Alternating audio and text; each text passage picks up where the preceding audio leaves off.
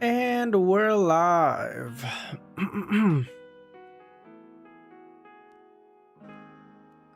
Close your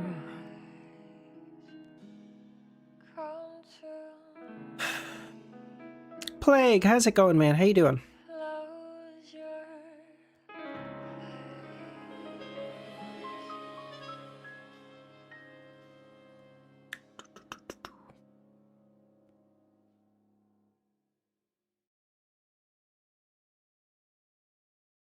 Clown, how's it going, man? Long time no see.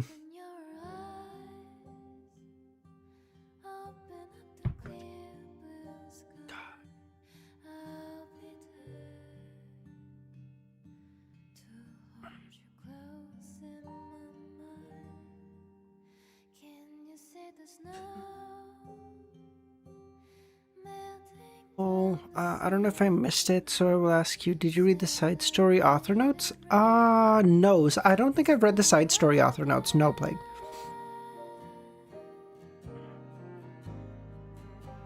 How's it going, guys?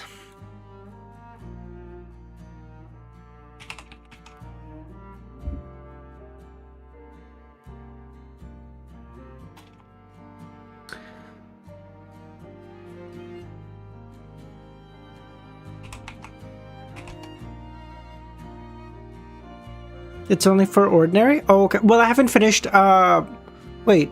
No, I'm reading, in modern day, sorry. So, yes, the ordinary is the first one. No, so I haven't finished that one. No, I haven't read the author notes for that one. Yeah, Kami, yes, I haven't finished them. We'll try, how many chapters are left at this point? Is it like 40 or something? No. 1435? That's it? Wait, really? There's only like 15 chapters. Okay, well, we'll finish it like within this weekend. Yeah, we're like 2/3 of the way through modern day. Zaza, how's it going, man? What's up?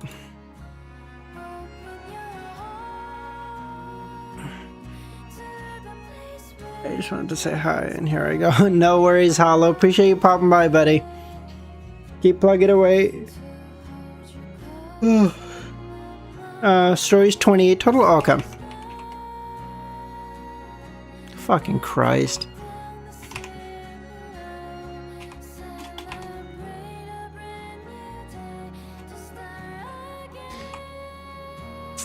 Real?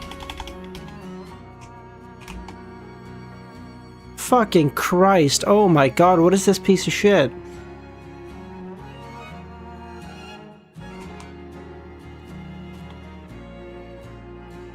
Pushkar, how's it going, man? Long time no see. How you doing? L-U-M... Captain Panda, how's it going? After modern day, there are 2 chapters of that corner? Oh, okay, I see.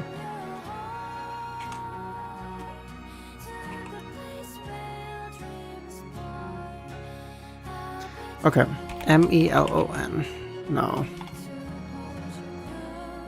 I'm doing good. You stream early morning? Yeah, no, I know. No worries, buddy. Quantum, how's it going, man? I'm doing good. Thanks for asking. That's for the one you're in... That's for the one in your position? Wow.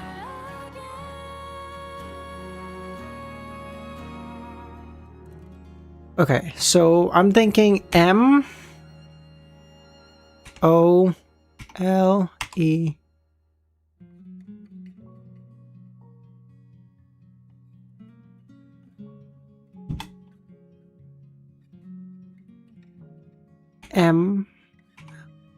Emlyn.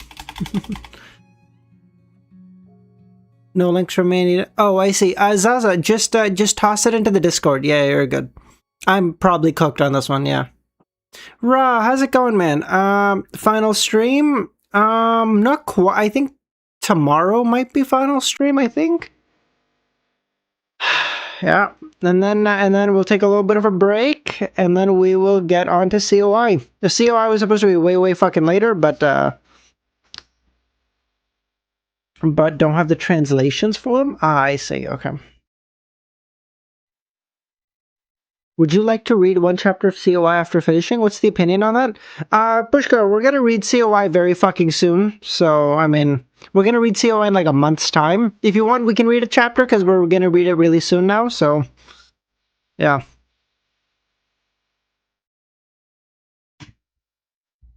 Kami, it was not the intention, but money decided otherwise. Yeah.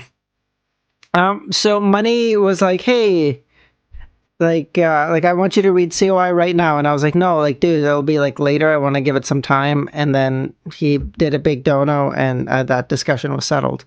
So yeah, COI will be in like a month's time. We'll give it some time. Obviously, I still want to finish the perfect run before, but yeah,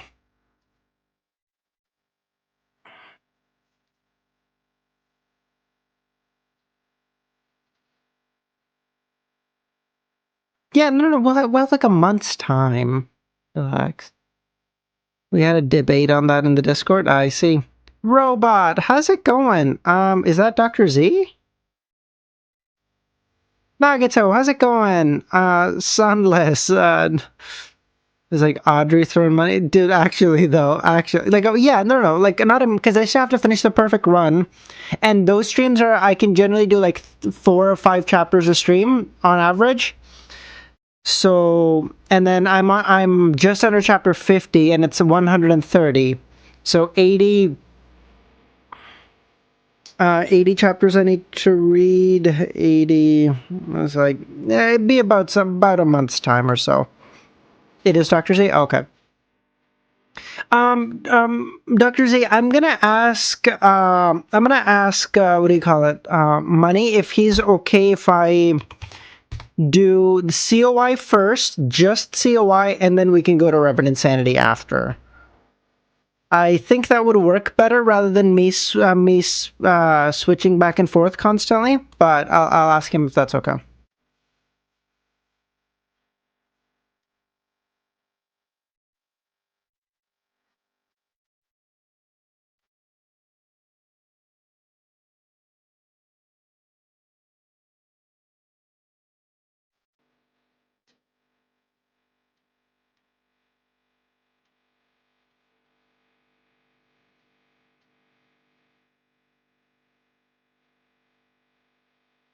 Quantum, we will read ORV as well.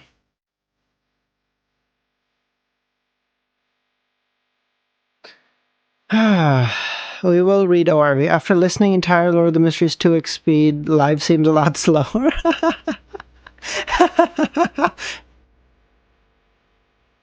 Yeah, Reverend Insanity is gonna be a while, dude.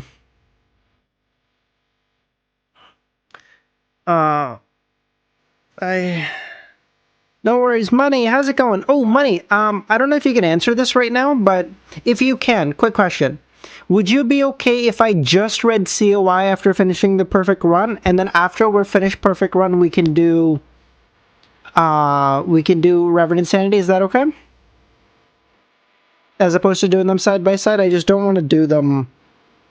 I feel like such heavy stories side by side would get kind of confusing, more for me than anyone else. I'm stupid. Okay. Do you want to do it that way? Okay. Okay. See? Okay, see? We're chilling. We're chilling. Okay, what is this piece of shit word? Okay. So, Zaza, what did you say? What? How did I ignore you? You fucking the last couple messages I saw from you was like,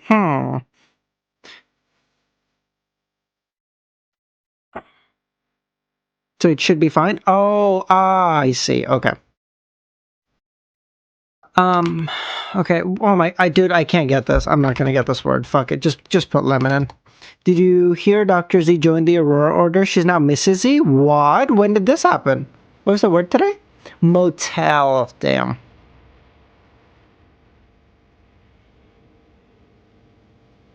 You sent the new link? The new link for what? I'm sorry?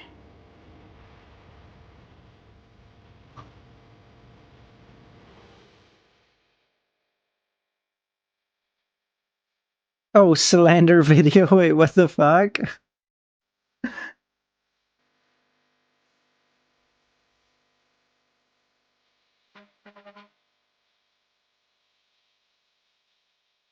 All right, let's check this out, shall we? From Zaza, let's go.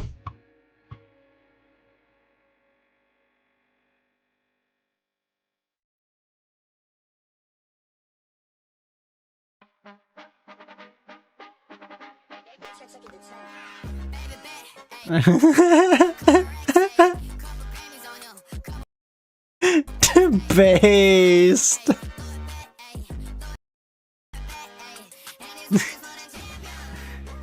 Mrs.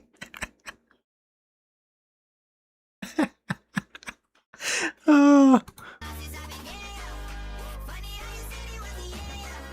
Dude, actually, oh my god, Ramiro is such a big part of the fucking chat. It's like, it's crazy.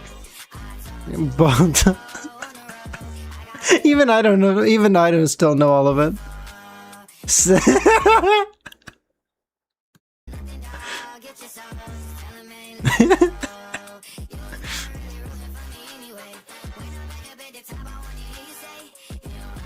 Locking in the right server lore.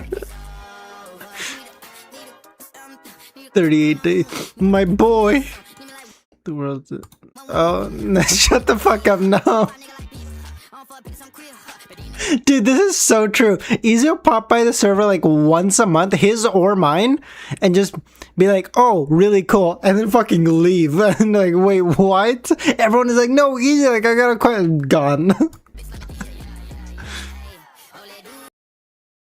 I'm sorry. I'm not aware of this lore. Someone's gonna need to catch me up here. What the fuck? What do you mean? Eh? Eh?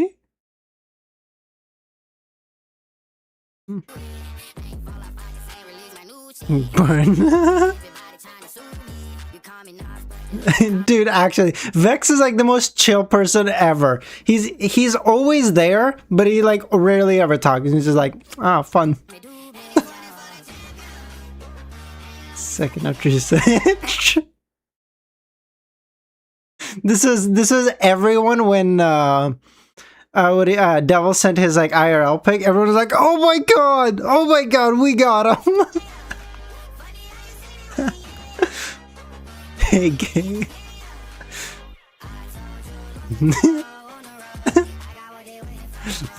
Dude, actual first person ever to start mewing. What the fuck?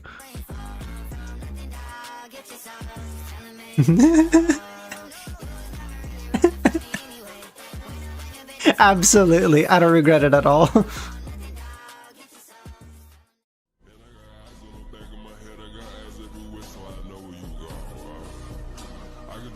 I don't get what. I'm sorry, what is this one? I'm missing this one. Wait, what? Server lore is more complex than all of Lord of the Mysteries.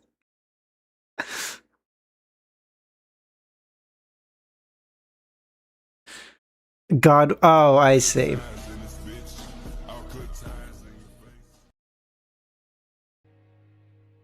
Oh man, that was really good, Zaza.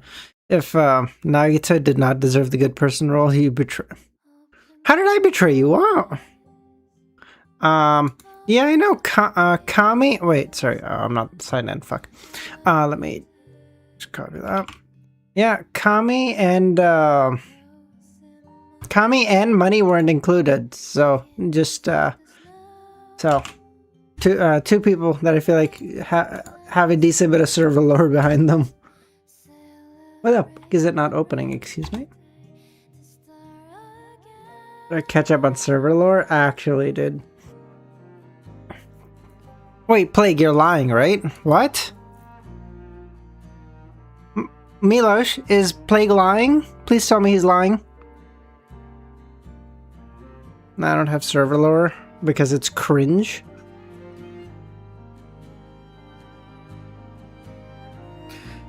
Oh, he's lying? Okay, thank God. Oh, thank God. Whew. I really enjoy it. As much as I give Milo shit for sending me 400 pieces of art, I really do enjoy it.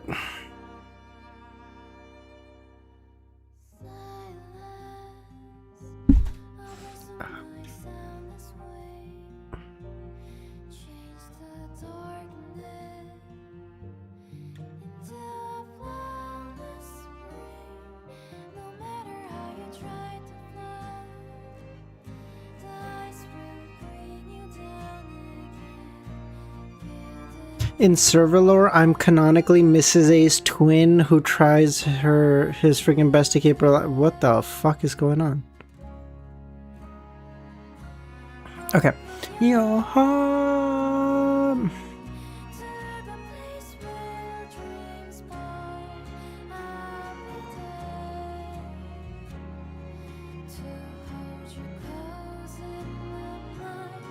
Anyone have any ideas on this? I'm so confused. In server lore, Mrs. A is my sister? What the fuck? Server lore is peak.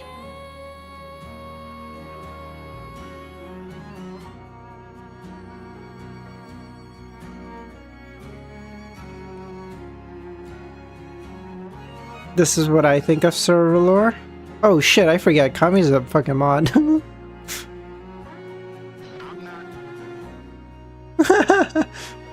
Oh, I see. Okay, very good.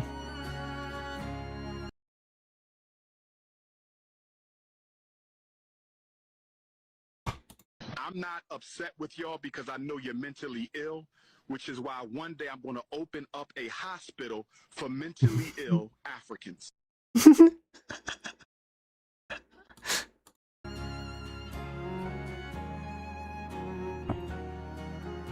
In server lore, I was the first witch to be tried and burned on the gallows. I was wrongly accused of next. By the way, did you guys know they didn't actually burn anyone at the stake in the witch trials? You became a mod on Easy's YouTube a few days ago. Nice, Milos. Good for you. Let's go. Quite an upgrade. They didn't. There was one guy who was. There was one guy who was killed by being put between two doors, which is way cooler than any fucking burning on a cross or whatever. They like put a door on him and they kept piling on weight until he died. I can explain the lore if you guys are curious. On Billy Billy, I was wondering if you could tell me what the background music was when Colin was giving his last instruction to Derek in chapter 1266. Dark Abraham, that's a great question, bro. Kami would probably be a much better person to ask than me. I don't fucking know. I mean, I'm sure I got no fucking clue, dude.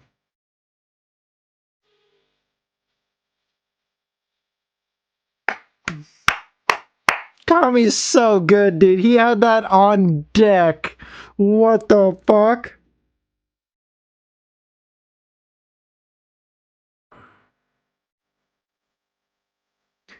Indict, sue, file.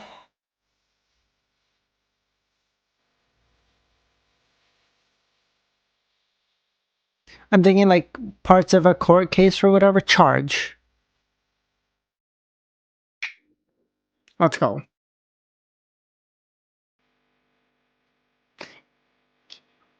Inky, pinky, itchy. Itchy? I don't know.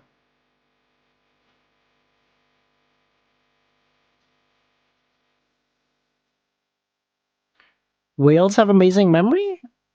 I think you might be thinking of elephants, Fafnir. Moi.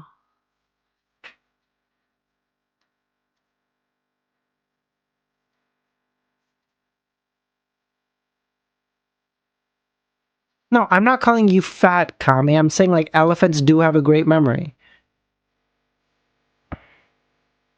Okay, you know what? It's 12. I'm not getting connections today. Fuck it. Let's go. That is the wrong thing that I opened. I just googled whales have excellent memory. Really? I didn't know that.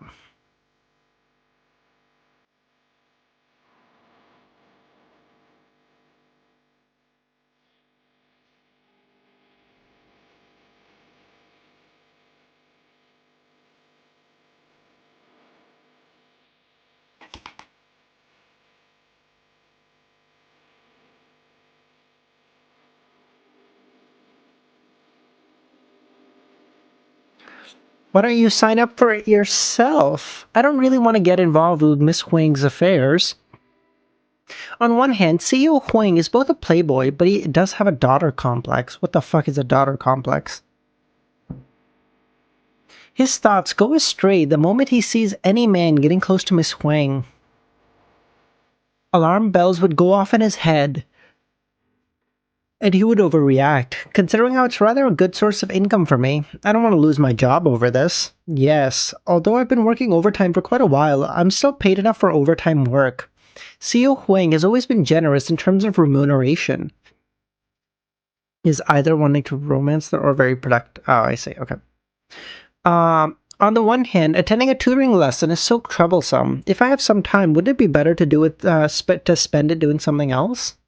Of course, if it's just to scout for info and I don't have to spend my own money, then I can do anything I like while attending the class as long as it doesn't affect the students around me. Miss Bernie Huang points at the girl in black-framed glasses and says,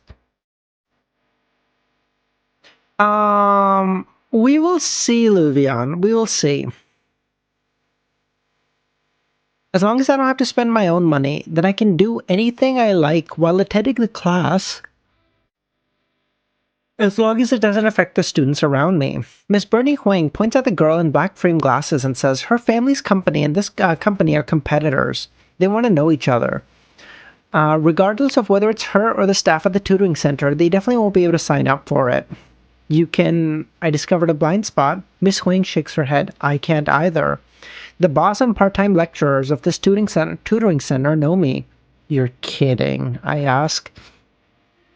Miss Huang glances at the group of hooligans who hand out flyers and says, she's Uncle I's granddaughter. Director I laugh. This is friendly fire, conflicts arising between people on the same side.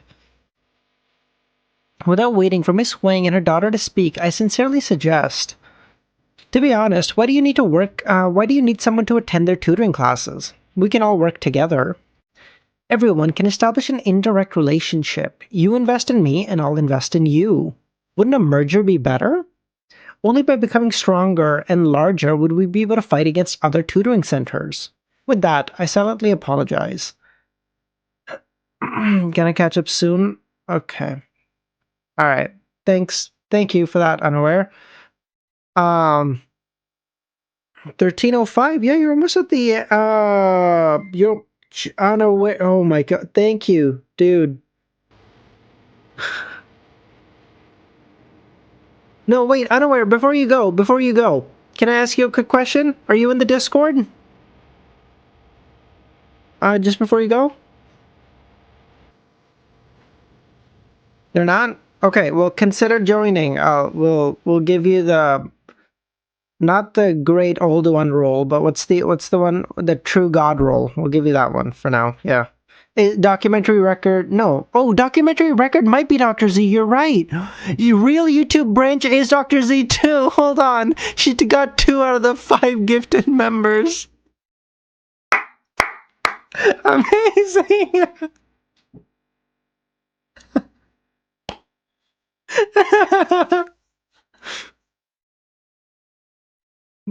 Dude, how greedy. Oh my god. Later. Okay, sounds good, Unaware. Thanks, buddy.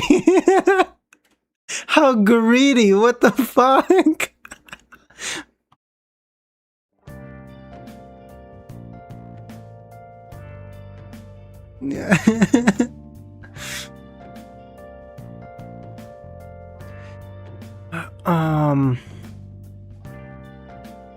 Sorry, I've been reading more business reports recently.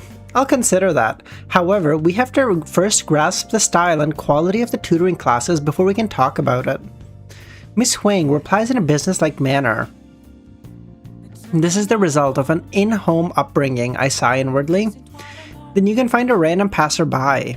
They aren't trustworthy. I still have to do background checks, and it's too expensive to find a professional. The cost is too high. Miss Huang answers the question I haven't even thought of yet. She continues, you don't need to attend the classes often. You just need to attend 4 or 5 lessons. After that, it'll be up to you. 4 or 5 lessons means 1 or 2 weekends. I'll just treat it as overtime. I hesitate before saying, I'll ask. Thank you, Miss Huang and the girls say. I then walk to the group of hooligans and stop in front of the guy whose hair and eyebrows are dyed charred yellow. Danny. Dan, it's my goat. This definitely isn't a proper nickname. It's best that I don't address him like this, lest we fight on the spot. Although I'm an assassin, I could probably beat his ass. I cough lightly and say, what are the fees for the tutoring classes? The hooligan with the yellowish eyebrows looks at me and says, it depends on the situation. For example, what kind of classes will you be taking? It's an evening class, weekend class, or daytime classes. They have different prices.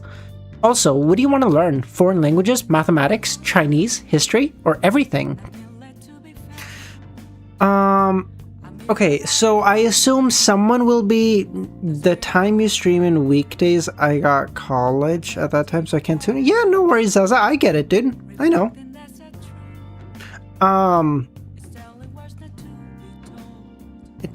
Wait.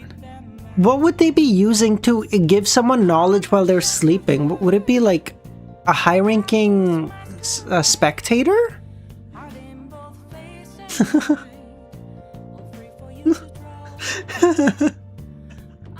Sorry. The person in chat who just came in just to give me a quit.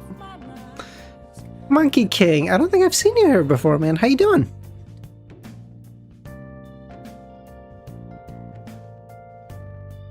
Also, what do you premiere? No, sorry. Of course, it has to be weekend classes. I usually don't have time. I'm dead tired after the workday. I just want to have some fun. Considering how I had to receive a foreign VIP yesterday, I reply, weekend classes, foreign languages, more verbal in style, adult standard. It's best to be more business-oriented. Sure, no problem, the hooligan says. Weekend business English classes, 8,888 yuan per semester. He rambles on. I'll consider it, I say as I take the flyer. When can I sign up? The registration period is currently underway. There are discounts for registering now. It only costs 6,666 yuan. The location is on the address on the flyer. 9 to 5 p.m. in the morning, Danny introduces. Is that so? I look around and casually say, this is the first time I've seen people handing out flyers at night. Don't you guys have time to rest? 8,880 is a very stupid price. Totally agree.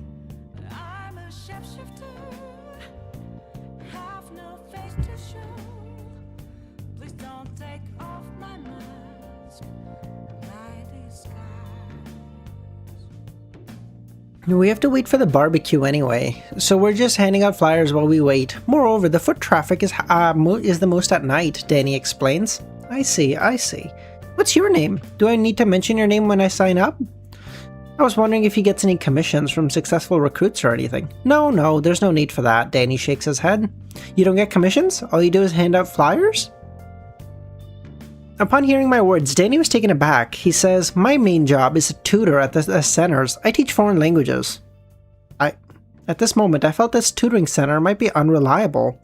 It was the first time and at this time their barbecue was done. The other hooligans stopped handing out flyers to grab their food. Danny panics. Shit, wait for me! As he runs to the barbecue stalls. As he says, my surname is Da. Call me Teacher Da.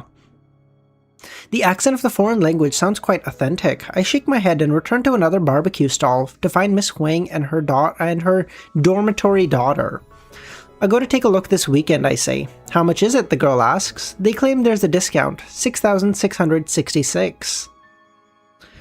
Miss Huang nods. Perhaps there's other small expenses. I'll give you a total of 20,000. The rest will be your fee. No, I don't need that much, I wanted to say. But, okay. Add me on WeChat. I'll transfer it to you, Miss Huang says. Just as I'm about to scan her QR code, I think of a problem. Why don't you transfer it to her and she transfers it to me? Huh? Why? If CEO Huang finds out that you transferred money to me privately, I'll be in trouble, I say. When that happens, not only would I lose my job, I might even get run over by the CEO's car. Based. Remember his shotgun? Oh, true! Oh my god! I didn't even remember that, Dr. Z.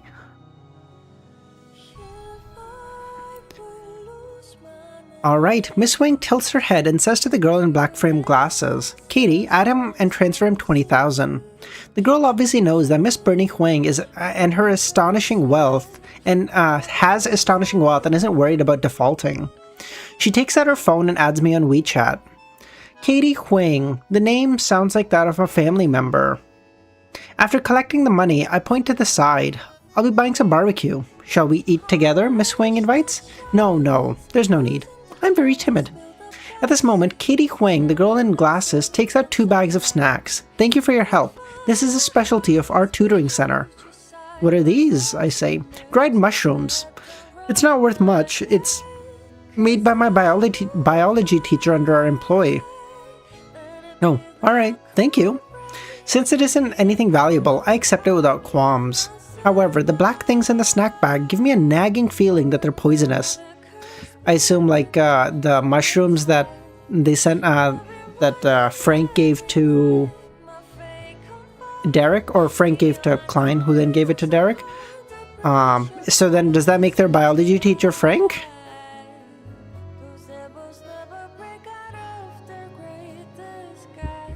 It's the translation to Chinese Danitz. Danitz in Chinese would be Da Ni, so surname is Da. Oh, I see, okay.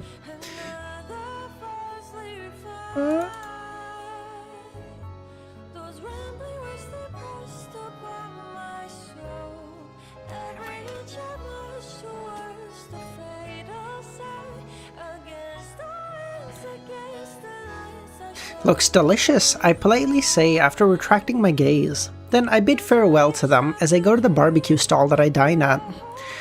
It still isn't the time when the Nighthawks are— Nighthawks, fuck me. When the Nightwalkers are most active. The small tables placed on the streets are quite a lot emptier. I easily occupy one of the stalls and say, I'd like to place my order.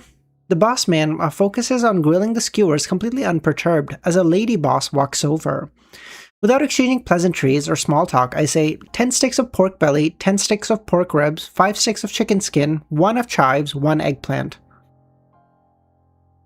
Do you remember how Mr. A died in Volume 4?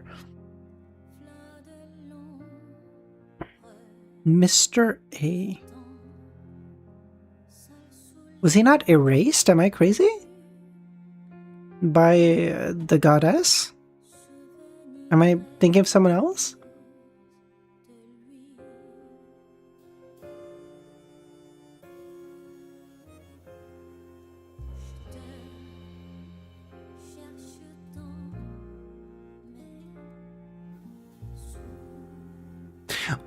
In the town, in Foggy Town. Oh, I see. I see. Yeah, okay, yep.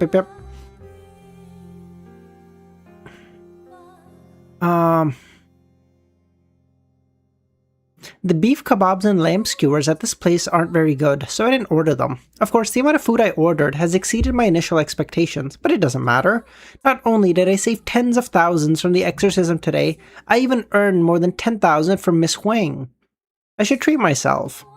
As a normal person, after ordering so many dishes, I should have gotten some vegetarian dishes too. I need to balance my diet.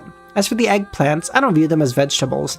They transcend the concept of vegetables in meat dishes and are a unique existence. Miss Huang is so generous. If I wasn't worried that CEO Huang would overreact, I really would like to add her on WeChat and ask her to trouble me more often. Ooh. If there are any commissions, then just hand them to me, boss lady. Of course, I can't take on things that are illegal or matters that go below the neck. I watch as the lady boss returns to the grill and repeats my order. Looking around, I notice that the other tables are occupied by groups of 2 or 3. There are also people like me who are eating alone. But they choose to have it to go and eat at home. It's good to have other people. That'll allow us to get a greater variety of food. We can even have a few drinks, I ponder for a while, and feel that I should get someone to join me. Then I think of a suitable candidate. Peng Deng, my childhood friend. Without hesitation, I take out my phone and send him a message. Come out for barbecue. With my understanding, he definitely won't go of this opportunity. However, Peng Ding doesn't reply. Is he in a ranked match? I randomly guess. In this city, I don't only have Peng Ding as a friend, but the rest of them live far away. It doesn't seem like a good idea to get someone to take a taxi all the way here just to eat barbecue at 11 in the afternoon, 11 in the evening. After all, I don't have anything to discuss with them and didn't make an appointment beforehand.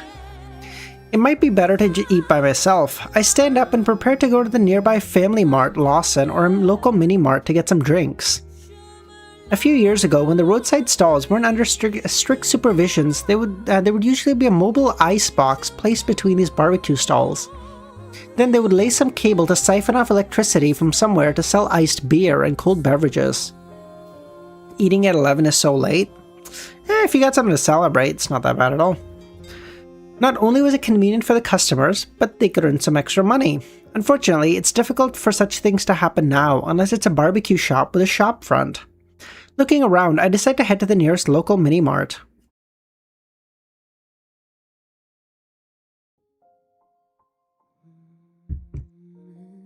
Boss, help me watch my seat. I'm gonna buy some drinks, I inform the lady boss. Okay, the lady boss isn't worried that I would run away. While I'm almost at the entrance of the mini-mart, my phone vibrates. Taking it out, I see that Peng Ding finally replied, "Don't you have a nightlife?" "Do you?" I respond. "Of course, my girlfriend is at my place today." "Eating supper isn't good for your health. Take it easy."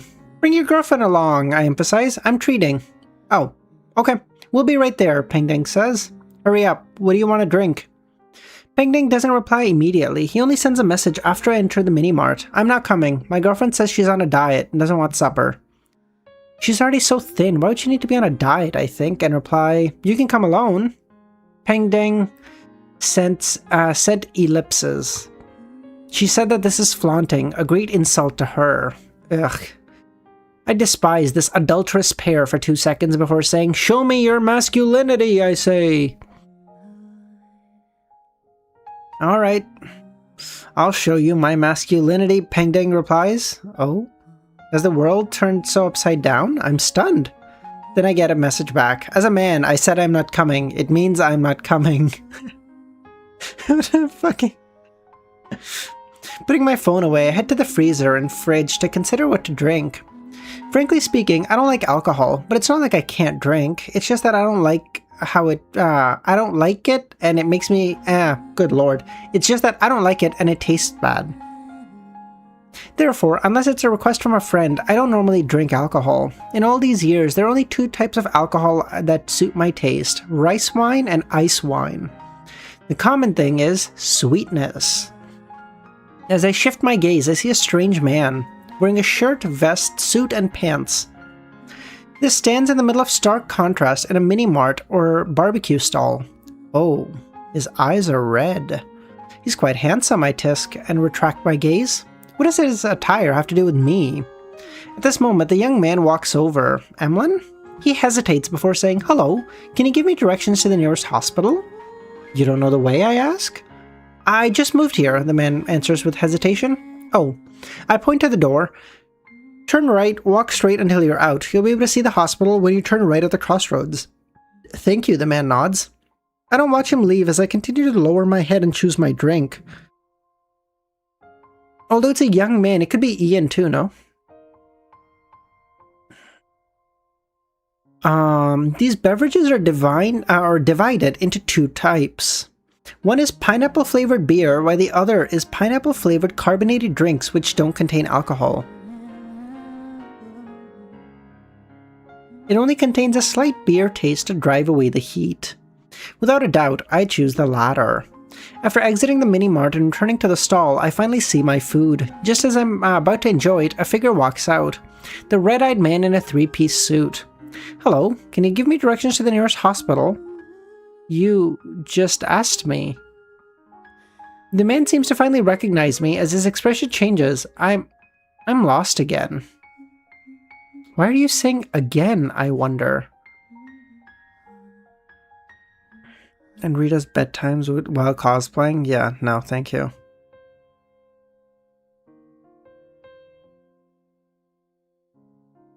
That sounds, no.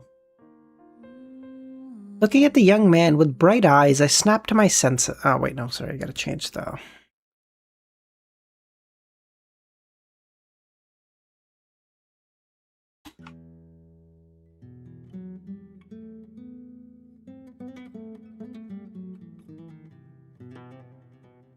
Looking at the young man with bright red eyes, I snap to my senses, and my first thought is, what a waste of a handsome face.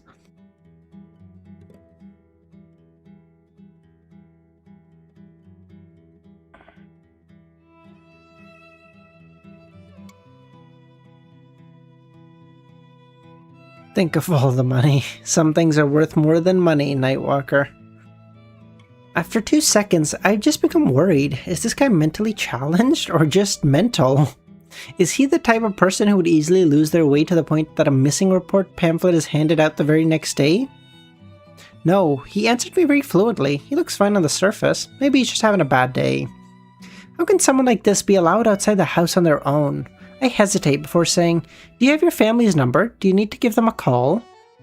The man's expression immediately turns ugly as he says, No, there's no need. It was just a mistake. I wasn't thinking. There's no need to explain. Trying to explain it just shows your attempt to hide things, I add.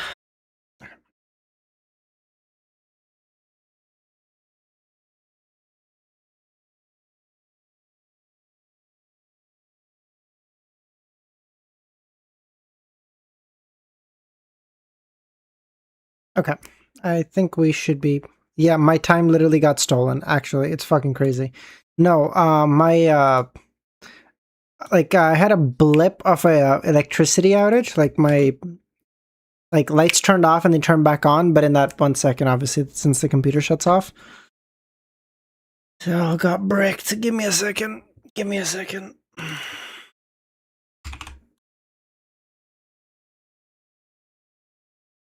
Chat is not working now. Lovely. Thank you. Fucking Christ.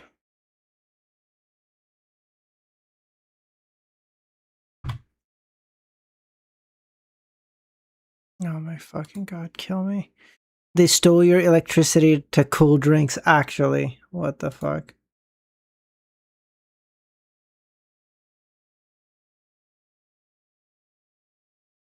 At Capital One, What the fuck is happening here? Oh my god.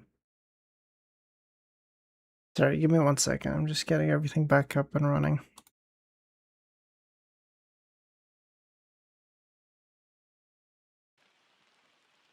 Close your eyes. Is it clippable? Wait, is what clippable? What did I say? Did I say something? Okay. Feel alright. Just dance will Sorry. be alright. I think think I just ended the chapter, I think. Close to you. Gotta ask Leo Darrow. Yeah, actually. 'Cause I just know feeling of you. Give it to me, baby. Feel alright. I feel good. Okay, there we go. Alright, yeah, sorry about that. We get like 4 to 6 hours. Nah. Like, we basically don't get power outages in Canada, but, I mean, I say that, but like... but here where I live, because it's a smaller town, occasionally we'll get like either blips like this, or worst case scenario, if it's like a really bad storm, then we might actually get a power outage where like for an hour or two it's actually no electricity, but it's very rare.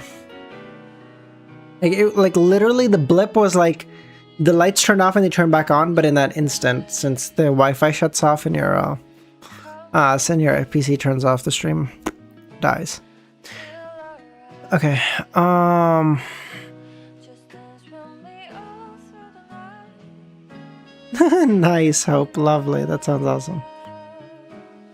Close To you, I feel good. 'Cause I just know feeling of you. Give it to me, baby. Wait, hold on. Feel alright. There's no need to explain, I immediately say. Trying to explain just shows that you're trying to hide something, I add inwardly. Following that, I stand up, turn around, and point to the end of the road. Follow this path to the crossroad, then turn right. Understand? Right. The man says, I'm not a juvenile. I'll concentrate this time. There won't be a problem. I ignore his emphasis and instead remind him, if you encounter any more accidents, you can look for the police. I originally wanted to mischievously say Mr. Policeman, but since he had already said he's not a juvenile, I'll let it go. I know stream is dead. I don't know why though.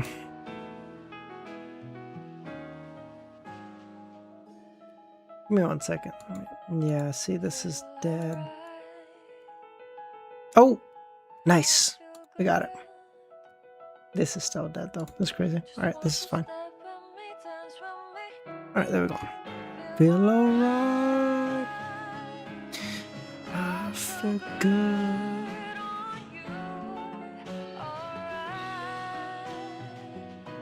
However, is this guy living in some stage play? His choice of words are quite literal. Juvenile, using the term primary school student would be more down to earth. The man falls silent before taking a deep breath. Thank you. Move it up? Oh, sorry.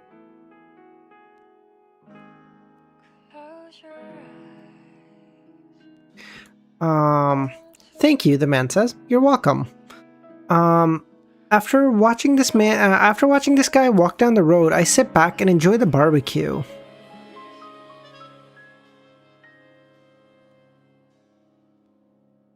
I have to say that meat kebabs have to be fat in order to be delicious, or they need to be marinated. Otherwise, they would definitely be dry, woody, and tasteless. In this aspect, chicken skin is definitely better than the type of food that can take up the challenge. In my heart, it's even better than pork belly. However, the chicken skin's quality is hard to guarantee. Some barbecue stalls use the kind that were frozen for God knows how long. I bite down on a piece of condiment-infused chicken skin that has been coated with grease, combined with a mouthful of pineapple and a chilling taste of beer. I find this summer evening simply wonderful. This pineapple beer isn't bad, it's quite refreshing and quenches my thirst. I'm completely engrossed in the food to the point that I even neglect my phone. Meat, chives, eggplants, and an iced beverage. As I take in this assortment of delicacies, the food in front of me decreases. I rub my belly in satisfaction. In the next second, I have to start regrets. I start to have regrets. No, I have to control myself. What if I get fat? In the near future, I can only indulge myself once a month. No, once a week. While I'm in a dilemma, I look up and see a figure. A man wearing a three-piece suit. Almost at the same time, this figure senses my gaze and turns his head to look at me. Why the fuck are you back? Don't tell me you got lost, goddammit. The man stands by the roadside, neither advancing nor retreating, embroiled in an intense struggle. I look around, but I don't see any policemen. I hesitate before standing up and going to the man. I've already paid for the kebabs, so the boss lady won't stop me from leaving. Why would I take you there? I don't mention the fact that he's lost. As one person has to know when to make a joke and when not to. The man's expression changes as he says, okay. Let's go. I turn and lead. Thank you. The wind nearly scatters from his voice behind.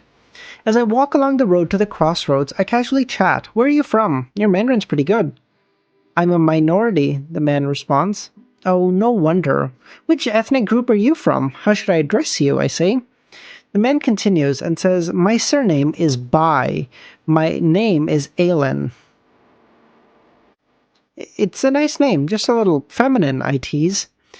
To be honest, a superficial joke like this doesn't match the sarcasm in my heart. I've already given Bai Aylin a feminine nickname in my mind, Lin Lin, or something. Bai Aylin ignores my joke and continues walking forward.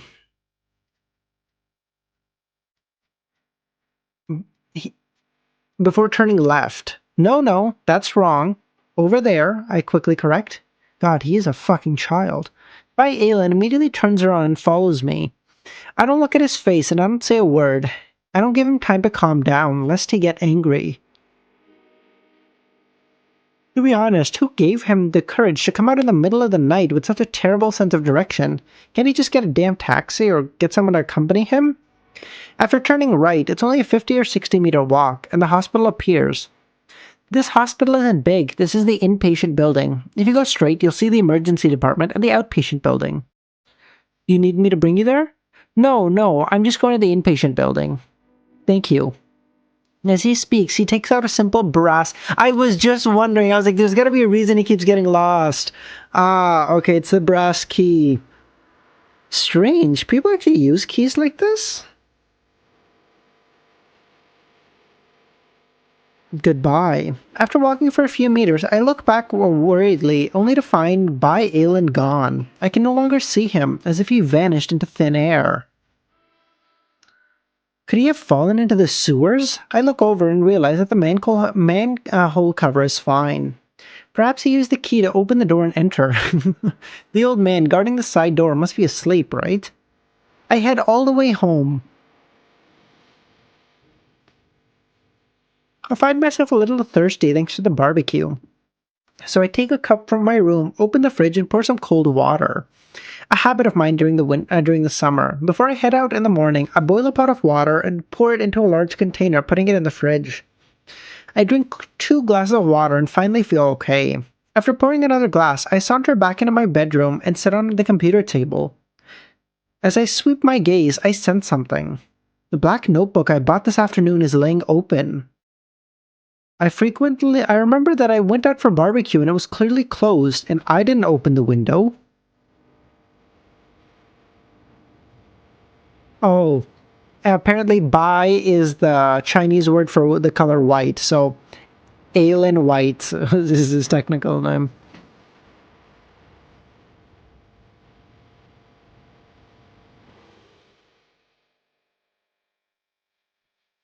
Zaza, I think the word you're looking for is bottom, not top. He's part of your bottom 5.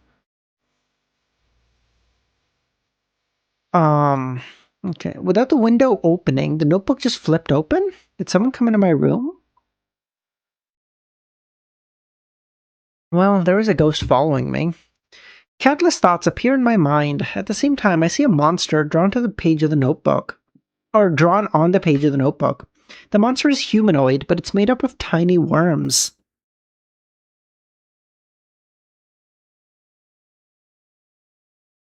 Open your eyes.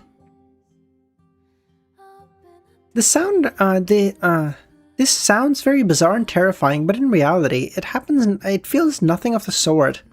This is because the drawing is simple and crude, resembling the scribbling of a kindergarten child. After flipping through the pages, I see lines of text. My drawing is really bad. The main problem isn't me. I was once called a master artist. War is art. Art is aesthetic. It's like I had a dream that I often have. The dream is filled with strange languages. I'm such a decadent fellow. We really are women. These lines of text weren't that difficult to read, but the things written below look very chaotic. It gives me a headache as I instinctively stop reading and close the textbook. There's a problem like this.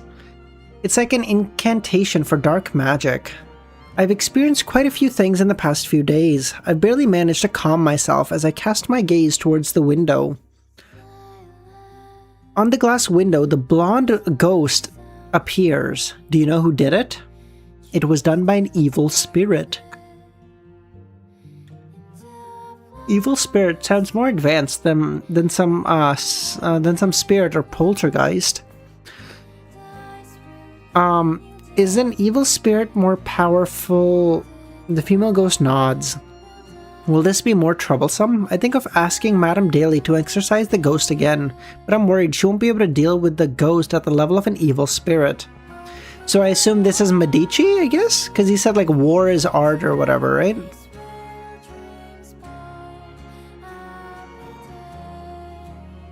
I am also an evil spirit, the ghost says. Okay. I don't know how to respond to that. What's that evil spirit's intention behind scrawling in my notebook? I don't know, the female ghost says. How should I address you? I just keep calling her female ghost, but that doesn't seem nice. Sharon, the ghost says, before disappearing. Seeing that she's calm and composed, I'm relieved. I then wash up and go to bed. It ends up being a pretty uneventful night. The next morning I wake up on time. I laze in bed for 10 minutes before it's time to take my leave and go to work. On the way to the bus stop, I buy a burrito. With the burrito in hand, I take the bus and arrive at the company. I sit in my seat and get some water from the water dispenser and get down to eating breakfast. If I hadn't treated myself last night, I should have been having a cup of sweet soy milk. Thinking of the sweet soy milk, I associate it with a new product that had just been released at the store: salted soy milk. This seems to be the unique way to eat in a few places. Soy milk with soy sauce added into it?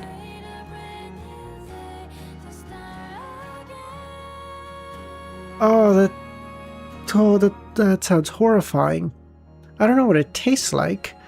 I eat my burrito seriously while preparing for work. At this moment, Roseanne, who is almost late, rushes in. Here are some beverages. My treat, she says to everyone. What beverages are there, I ask. Roseanne puts down the bag and hands the bag to everyone. Yeah, I bought a lot of bottles to get what I wanted. They all have different flavors. If you're alive, then you should have a gambler inside you. Come, see what I picked. What is she talking about?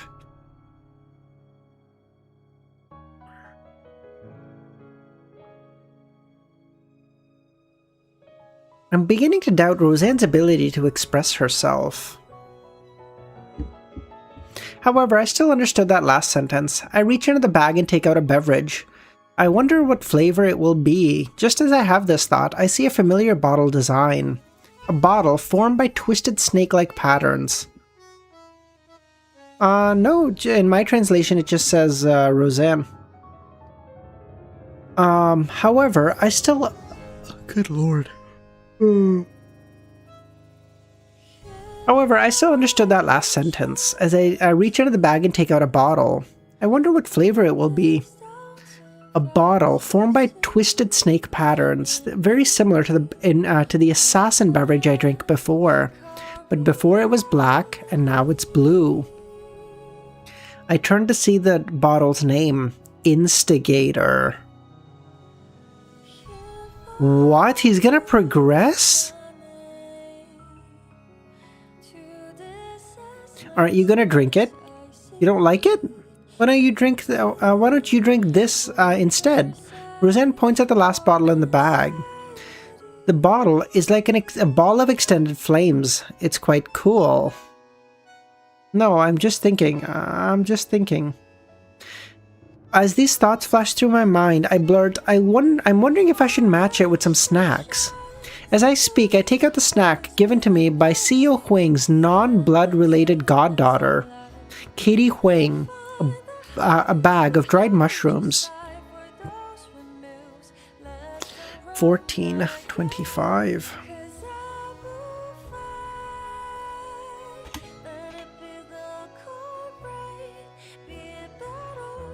I cannot survive. God damn, that music is so good. These dried mushrooms don't look very good, Roseanne says. It's obvious that she's a little embarrassed to say that the mushrooms look dry and black. I take this opportunity to change the topic. What's your drink called? Roseanne turns around and picks up the beverage bottle on the table and says, "This is it. It looks so cool, right?" The beverage bottle has a streamlined design and a footprint theme. The name is Reporter. Reporter? What the fuck? That's different from mine, I comment. Roseanne twists the cap that had been opened long ago as if she's prepared to take a sip. I wanted to stop her, but after opening my mouth I realized I don't have any reason. Furthermore, a third of that beverage is already gone, meaning Roseanne has already drank it. Roseanne lowers the bottle and twists the cap back on. It doesn't taste bad. Try it, she says. Okay, I say. Roseanne doesn't urge me any further. Instead, she points to the remaining bottle in the bag and says, "You can also switch bottles." No, there's no need, I reply. Either way, I don't intend to drink it. It doesn't matter if I switch or not. You're watching a toothbrush play Billie Eilish. Good lord.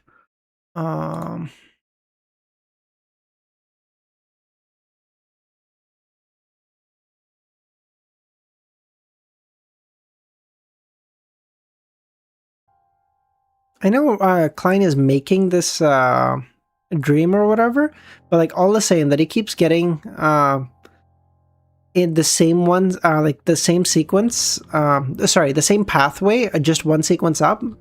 He's lucky as fuck, even in his dream. Ooh.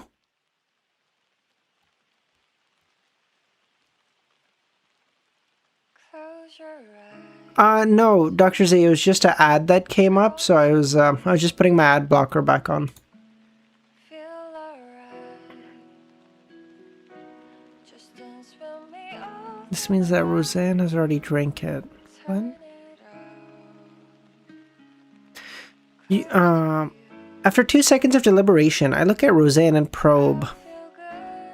How do you feel after drinking it? I just no feeling. Any special sensations?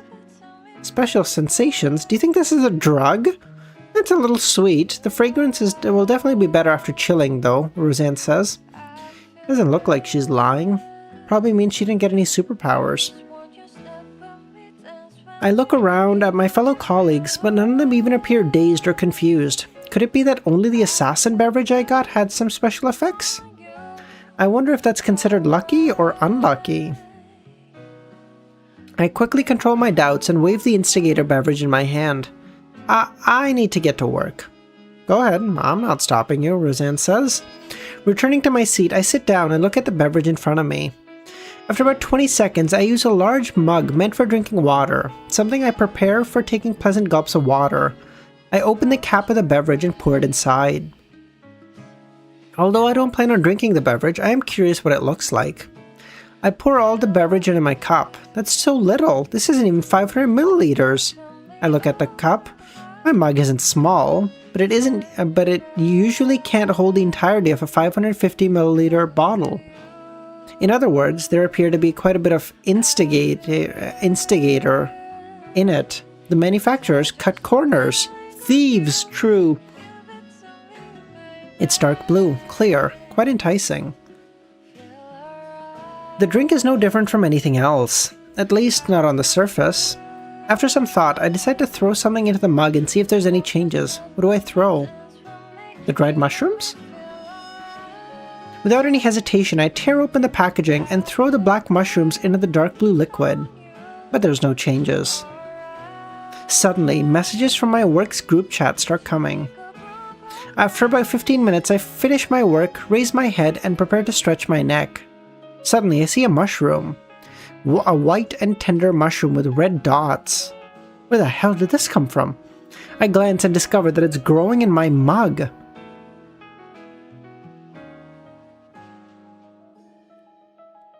I love how even in his own dream, Klein can't be like fucking just normal. He has to be like super paranoid. What the fuck? Just won't you step with me, dance with me. At that moment, the mushroom sways and the cup moves upwards as if it's lifted its head. The two slightly larger red stars that look like eyes meet my gaze. Just like that, I look at it and it seems to be looking at me. A few seconds later, the mushroom reaches out its many hands and using the edge of the mug, it jumps out. Yeah, I hope. I figured that long ago. No, I figured this long ago. I just figured this was a dream that Klein was having. In the Fool's whatever, Gambit, Fool's Sleep, Fool's whatever. Close your Yeah, no, I know. Well, obviously.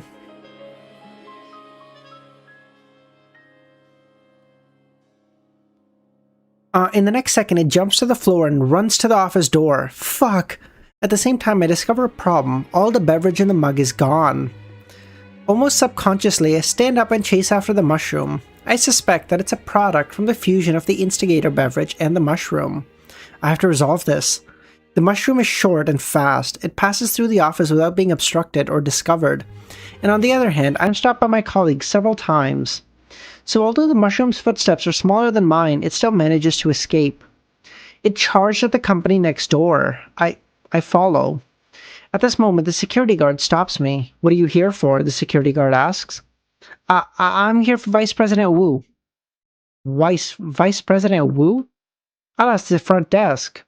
While he's walking to the front desk, I approach the door and look inside. I'm shocked. The employees of the company next door are either wearing black hooded robes or strange costumes, dancing with something similar to an employee's dance for business.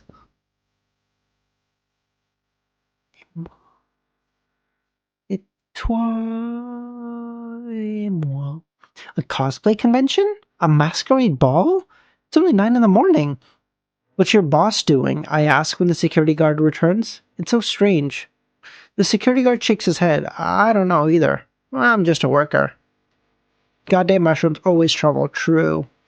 The moment I hear inside, it's obvious that he's trying to draw a clear line between him and me. Is your boss inside too? I press. Yes. That one over there who isn't wearing anything, the security guard replies. I focus my gaze and my mouth twitches. Pervert.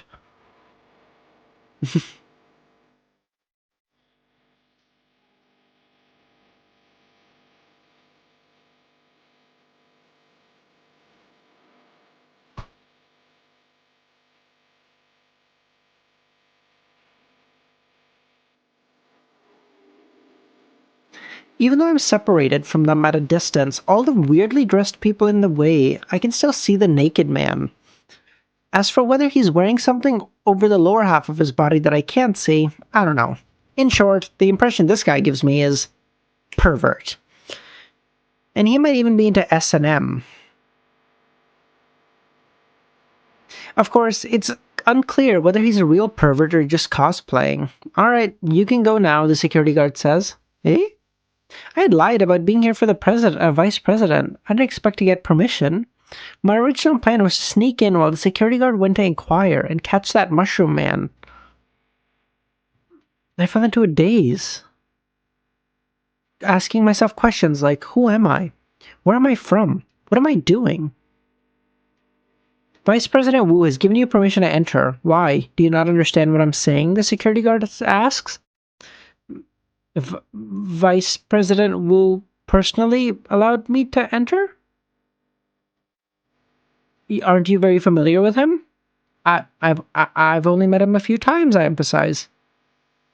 Vice President Wu doesn't like to talk. He doesn't answer questions or give instructions.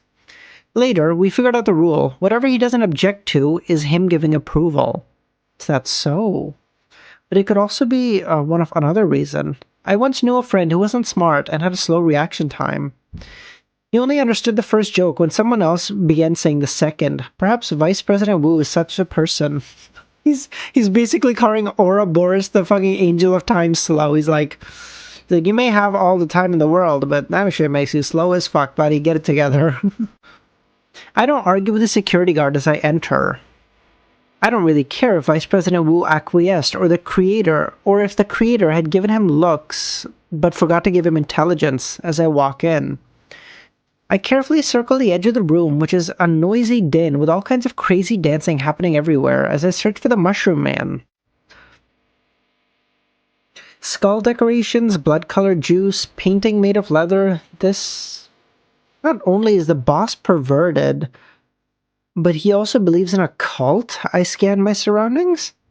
If I wasn't already an assassin and able to do a leap of faith and be in the possession of extraordinary powers, I definitely wouldn't have dared stay long. As I walk, I see a table filled with breakfast. At this moment, a man in a long black robe turns to look at me. Who are you? He says. I'm cosplaying as an employee. Just because all of you are cosplaying as cultists or nothing else doesn't mean I can't cosplay as an employee. Employee, the man repeats my word. He seems to be a bit slow too, that's true. If I'm doing an MLM business, I'll definitely want people like this around. They're easy to deceive. I walk past the black-robed man. As I sweep my gaze, joy surges in the man. I see that mushroom man. It's lying in a pile of roasted mushrooms, wrapping itself in a layer of sauce, pretending to be ordinary food. However, its seductive aura betrays it. What the fuck? For a fucking mushroom? Even though there's a lot of food, it still stands out. It doesn't have a high IQ either. I pretend not to notice as I approach, then I extend my hand to the mushroom man. At this moment, a fork stabs the mushroom man and lifts it up. The mushroom man attempts to struggle, but to no avail. It's stuffed into the mouth of a beautiful-looking man and chewed upon. Beautiful-looking man. It's gotta be. It's gotta be him. Poor thing. What's wrong? The man with the androgynous looks asks. Are you all right? I ask. I'm good. Really? You're fine? I have a nagging feeling that strange creature like that mushroom man wouldn't die so easy. I'm fine. You are? I'm Vice President Wu. How may I address you? The beautiful man's expression sinks as he says, I'm Mr. A. I stare at him before smiling. I'm heading to President Wu's side. Without any hesitation, I maintain my smile and quickly leave the table. After leaving the company, I return to the stairwell and hold my expression. Hello? Is this the police? I found the site of a large-scale pyramid scheme. What if a non-living thing absorbs a characteristic from the Demon-S pathway? True. But it's only a sequence 8. It shouldn't even have those abilities, no? Because sequence 9 and 8 don't make you pretty or whatever. That only starts at 7, and then it just increases.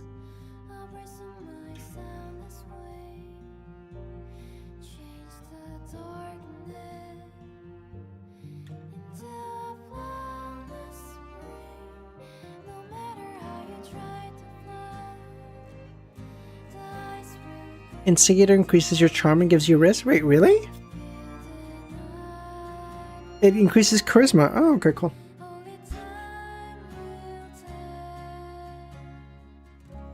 God damn, my hair's getting so long. It's getting... How else would you instigate? Well, you don't need charisma to instigate, do you? I honestly informed Mr. Policeman about my suspicions of the company next door. After all, this company has existed since before I was employed at the President's company. To be able to remain hidden for so many years.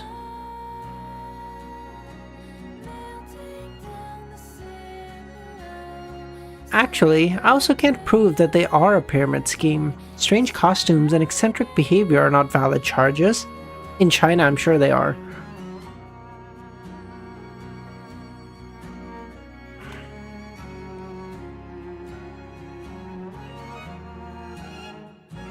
The reason I called the police was that I was worried about Mr. A. He had eaten that mushroom man. Who knows what would happen if he waited?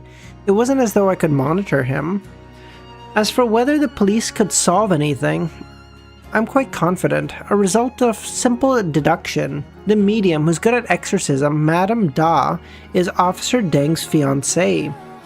The police department collaborator, Old Neil, is also sensitive to ghosts. The mysterious cult that Officer Deng reminded him to watch out of can create extraordinary monsters. Based on these points, it's easy to conclude that the police have a deeper understanding of these matters. Since they have a deeper understanding, they would have the ability to deal with such things. Putting away the phone, I glance sideways at the company next door, that's still normal, as I suppress my concern and return to my desk. I'm plagued by all kinds of trivial matters from my last project the entire morning. I was so busy that I didn't even have time to poop on company time.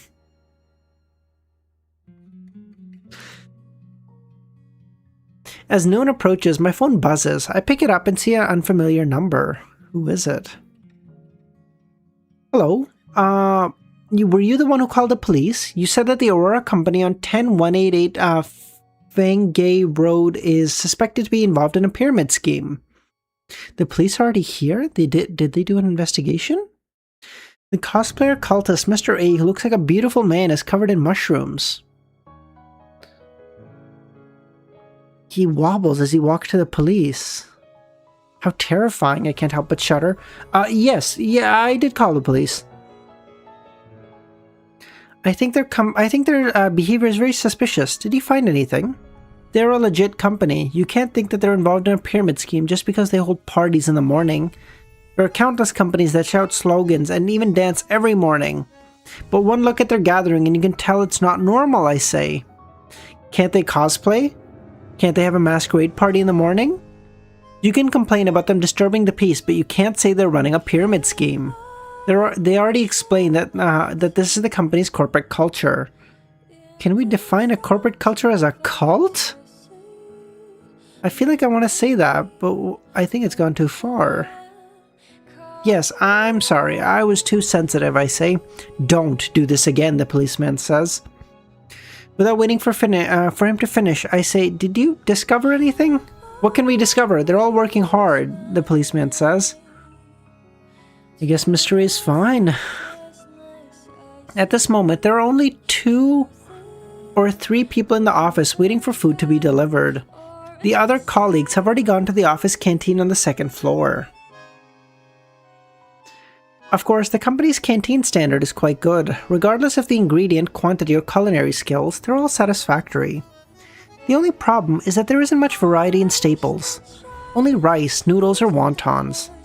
Some of the employees can only rely on delivery food while they eat noodles, rice, or pancakes.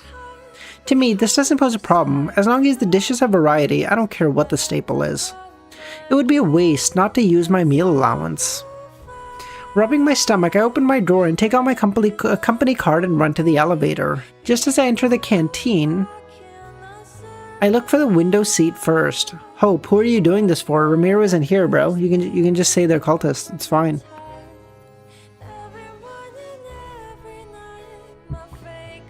Just then, through a window, I see a row of people standing outside. The leader is CEO Huang.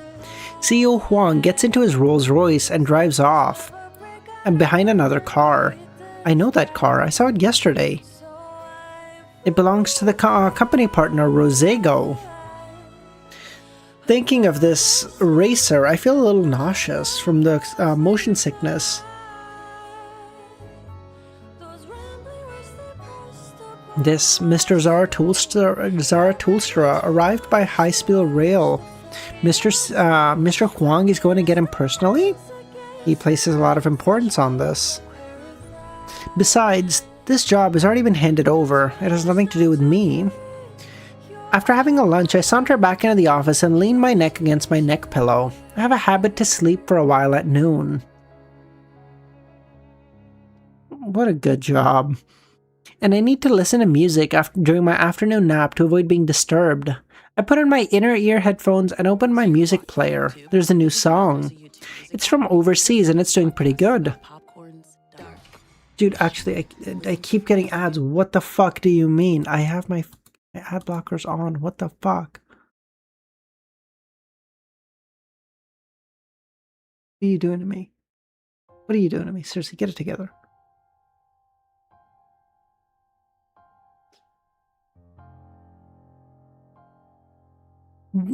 Normally, during my afternoon nap, my choice of music would always be inclined towards foreign songs, so I don't focus on listening. The reviews are okay. I decide to buy the song. Damn, back when you have to buy songs, didn't I tell you Rosega is the strongest person in the verse? 2 Sephiroths were needed to kill him? The Sephiroth Castle, sure, but how do you get to the other one?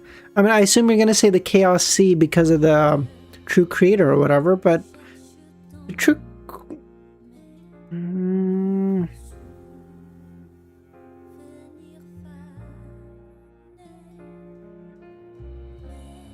I don't know if that quite works.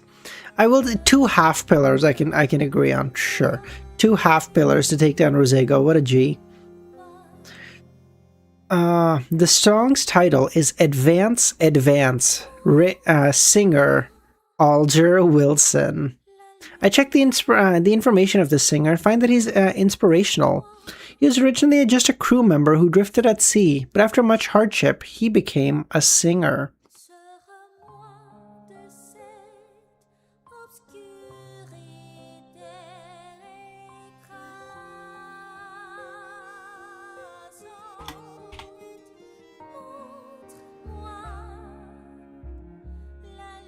In a daze, I opened my eyes. Holy fuck, when did I fall asleep? I glance around, find my colleagues working. I only remember that I was getting ready to listen to a song. Did I black out? Wow, my head hurts. I want to vomit. This is just I feel like I've just woken up from a hangover. Of course, this is just a feeling, as I've never been drunk. Raising my hands to rub my temples, I glance at the music player and find that it stopped playing. Advance, advance. Yes, I was listening to this song. Puzzled, I click on the song's reviews. Nice. Unprecedented experience. Excellent pleasure.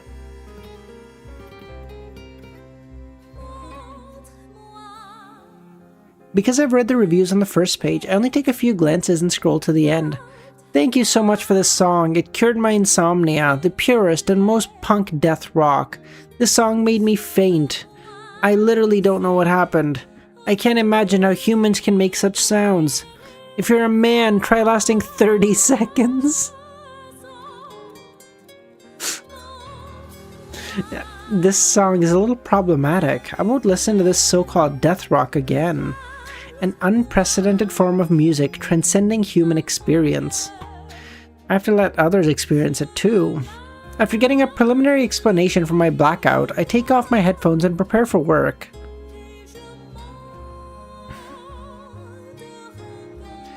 But my head is dizzy and my forehead is throbbing. This is a lot worse than the heat stroke I suffered from before. Even the office's powerful air conditioning isn't able to ease my discomfort. No, I should go to a hospital.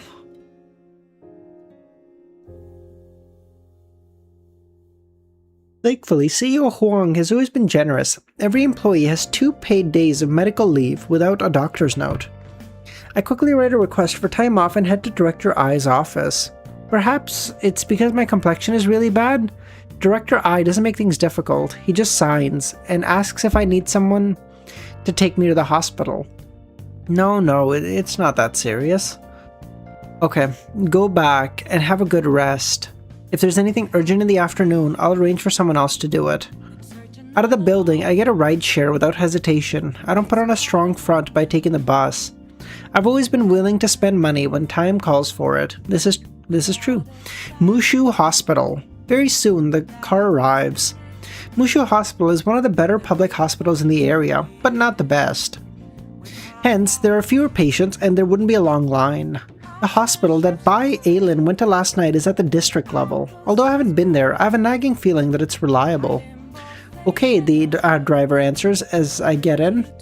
Time ticks as I gradually feel alive. My head isn't that dizzy anymore, and I don't feel like a cold sweat. Mushu is a pun in Chinese that can be read as mother tree. I see, thank you. There's no need to go to the emergency department, I think. Thus, my only option is to enjoy the spare time. After all, I've already taken the time off. Return home to play a game? Watch a movie? Right, I still have to register for the dream tutoring. I can't not do anything after being paid. I happen to be free right now. I pick up my phone, look for the pictures of the address of the tutoring center, and head there. Hello, I'd like to know more about your tutoring classes, I say. To be honest, this center seems a little strange, as the receptionists are actually men. I'm not discriminating, but women are just more patient and gentle. The receptionist briefly introduces the courses they have and says, "What would you like?" This fellow's so silly that he's comparable to Danny. I say, weekend, business, English. This is the best course out of our dream teaching classes. Our principal is in charge of it. We can still give you a discount if you sign up now. The original price is $8,888, but it's only $6,666 right now. Is your principal who's teaching it capable, I ask? She's been teaching abroad for many years and has mastered many languages. She even has a PhD. I crease the receptionist's finger and cast my gaze at the ajar classroom door. The one holding the class is a woman. Her side is facing the outside. She's wearing a pair of loose jeans. Her upper body is wearing a white slim-fit shirt with flowers. Her hair dyed brown. In addition, based on my assassin vision, I can clearly see the principal's side profile. She's not too shy, only in her 20s. Our principal is very knowledgeable. Other than being a polyglot, she knows how to draw, do oil paintings, sketches, watercolor paintings, and all kinds of paintings. Just as I'm about to respond, a man walks in. Look, this is our foreign teacher, Mr. Anderson Hood. He's proficient in at least 10 languages. From the corner of my eye, I see a foreign young man with blonde hair, blue eyes, wearing a white shirt and black vest. With the intention of testing him, I switch to English. Hello, what languages do you know? How long have you been teaching at this center? The tutor named Anderson has his hands in his pocket and says... unintelligible, I don't know. What is he saying? Also, why does he look so familiar?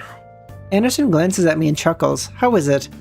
My Mauritian Creole isn't bad, right? This time he uses English. He then translated into Chinese.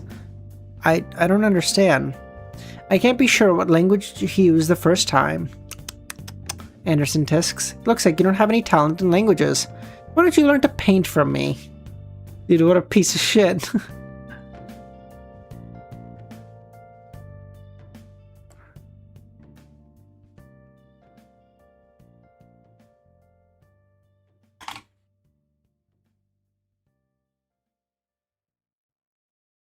For a moment, I'm at a loss on how to respond to Anderson. I'm afraid that I would end up quarreling with him the moment I open my mouth. After a few seconds, I find a relatively euphemistic solution.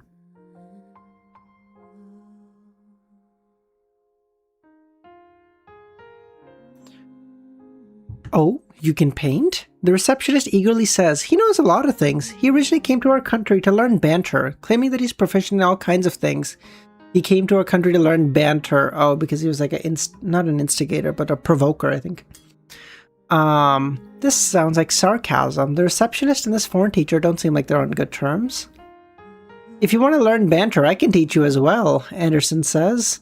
We'll see. I'm a little confused about the current situation and have no choice but to say something perfunctory, like, I'll check my schedule.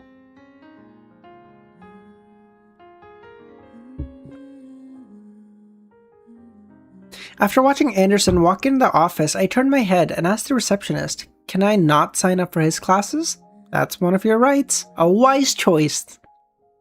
This foreign teacher, Anderson, is he that bad?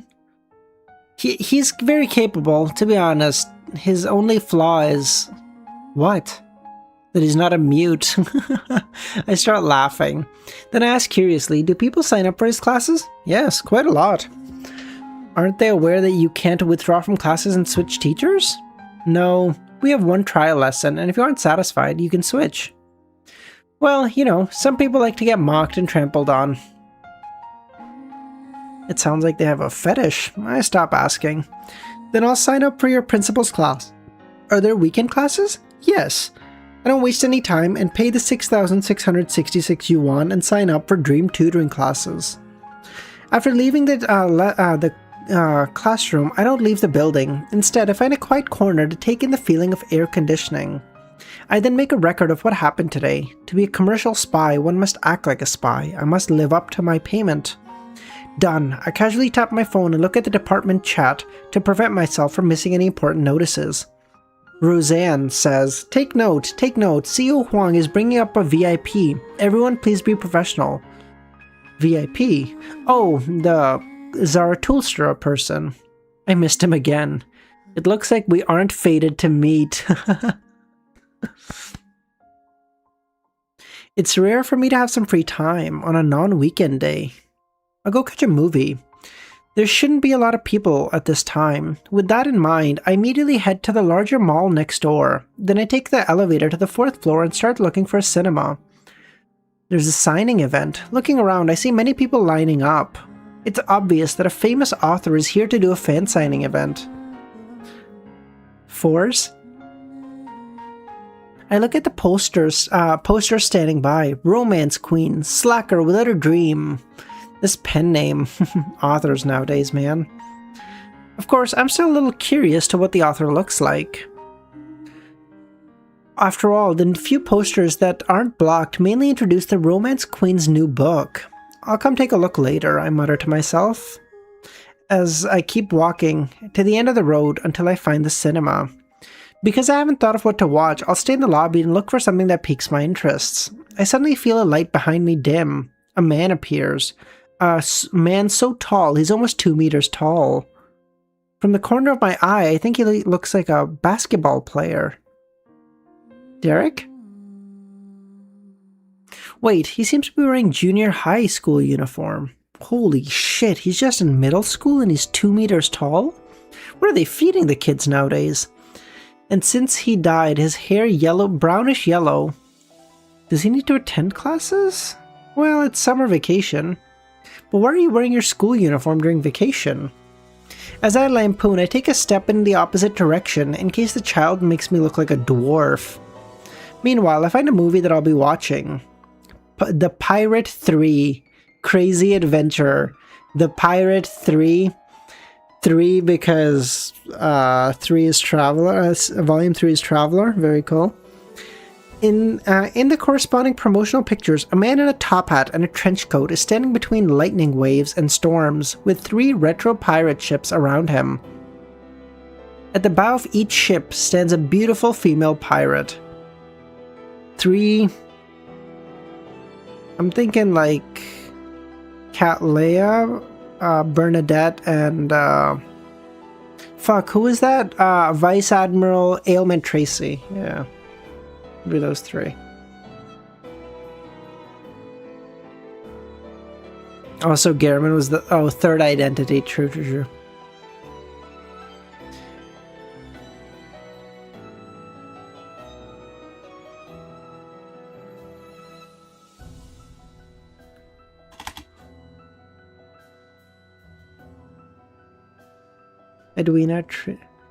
Edwina Tracy and Cat Leia. Oh. I was thinking Bernadette instead of Edwina. But yeah, I guess that could work. That looks okay. Should be the kind of movie I can watch. I look around and make a decision as I take out my phone to log into the film review to check. The aesthetics are shallow, the plot is simple. Other than the special effects and the actresses, there's nothing. Fuck, reviews like this. I like this movie. I'm just gonna watch it to kill time if nothing else. The giant middle-aged student standing beside me in front of the poster has already left to buy the tickets. 1 ticket for the Pirate 3 at the earliest time slot, I say. There's still 15 minutes to the next one, the person says. That's fine, I don't plan on shopping. Of course, before that, I buy a medium-sized Coke and popcorn. I obviously have to match a popcorn flick with a popcorn flick with popcorn. In the past, I rarely watch movies to stop myself from overeating, but now that my weight has returned to my university days,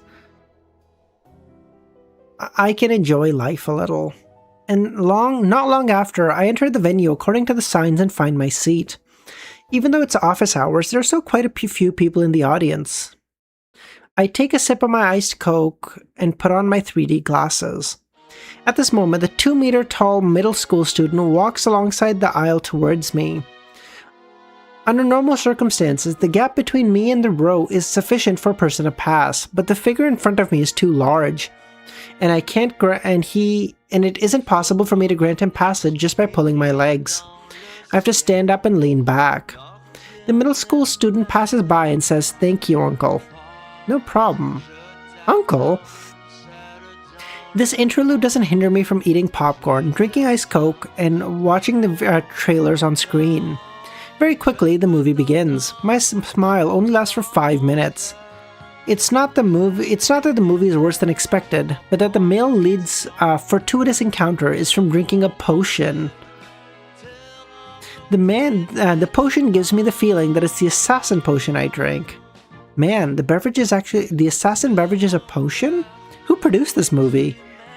I remember seeing that dragon logo just now. Fuck you, Nightwalker, fuck you. This can't be a reflection of reality. Or can it? I instantly immersed myself in the plot, but there aren't any potions later in the film. My heart grows heavier as I watch it. I feel like I'm the lead.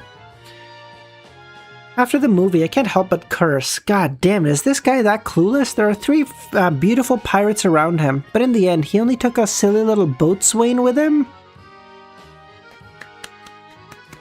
Very good. Seriously, where's the treasure they promised? And them heading into the sunset while accompanied by beauties. After watching the Easter egg, I pick up my empty Coke and the bucket and walk to the aisle. At this moment, a short girl who's less than 1.6 meter tall approaches me and says, "Someone is watching you." Watching me? Who? I turn around but can't find anyone. And the woman who warned me has already followed the crowd and left. Seriously? I think for a moment and decide to leave the cinema before confirming the situation. There are too many people and it's too noisy. At this moment, a train stops at the high-speed rail station in town.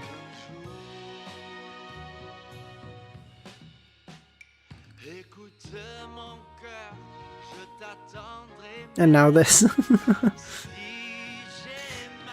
One of the carriages opens slowly, and there are only 4 or 5 people inside, a stark contrast to the people in the other carriages. Those few people are dressed as if they're going to a comic convention. After exchanging glances, they all walk out. What they see is an extremely modern platform and the crowd of people. End of the first installment of Lord of the Mysteries trilogy.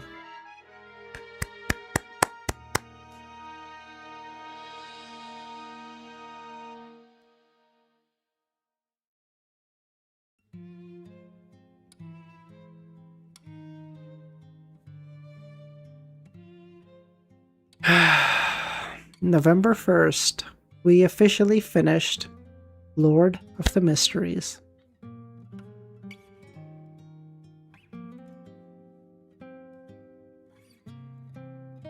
Is it still a trilogy? I don't know.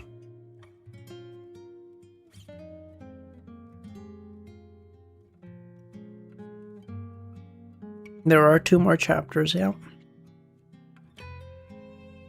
This chapter is, in a way, the prologue to the second installment of Cuttlefish's new book, Embers ad Infinitum.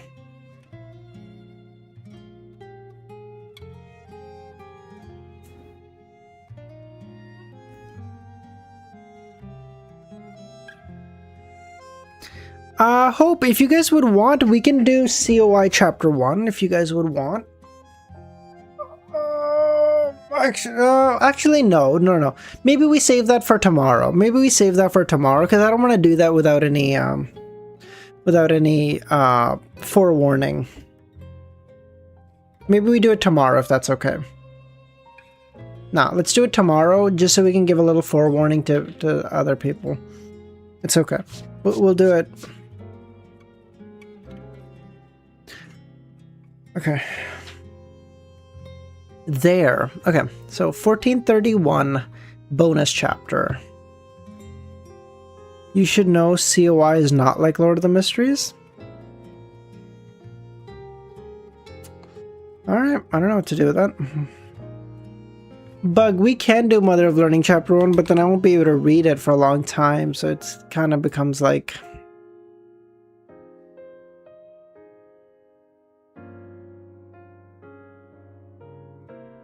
COI is very different? Really? Even the basic themes are not the same? Really?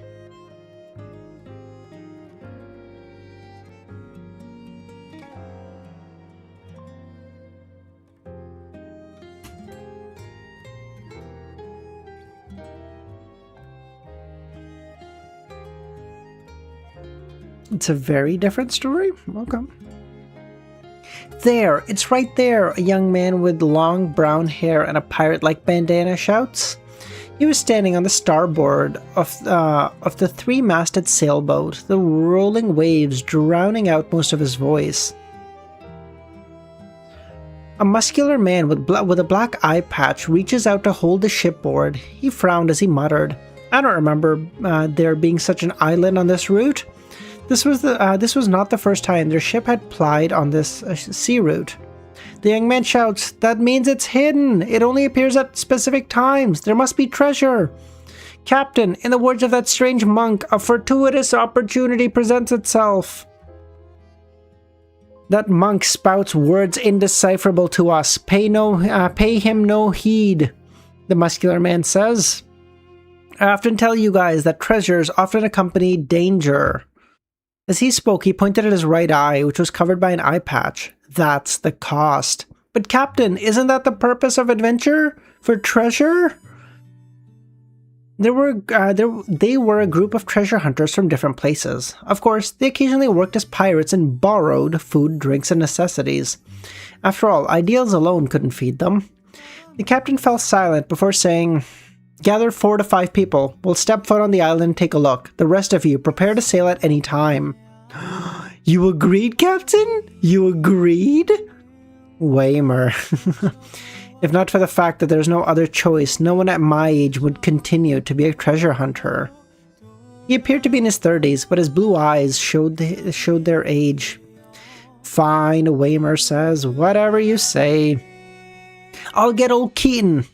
Old Keaton was the first shipmate. He believed in the god of knowledge and wisdom and had mastered many languages. If they didn't bring him along on such an expedition, it would very likely be that they were throwing away whatever treasure they would find as trash. And, more importantly, Old Keaton was very strong. When the ship docked at the dock that seemed to have long been abandoned, an exploration team of 4 or 5 had already gathered on the gangway. It was Captain Gray, First Mate Old Keaton, Boatswain Parvey, and veteran seaman Waymer. No one, Parvey says. Looking around, the weather in the Berserk Sea today wasn't bad. Visibility was extremely high under the blue sky, and the small port hid no secrets from her. This place was incomparably quiet, as if it had been dead for many years. It'll be more terrifying if there were people, Waymer added. It implied many things if there was such a hidden island. Parvey was wearing a white shirt and brown pants. She glared at Waymer. You want to stay behind and clean the deck? Waymer shrugged and shut his mouth. Devil, how's it going, man? Oh, Devil, quick question. Have you read COI?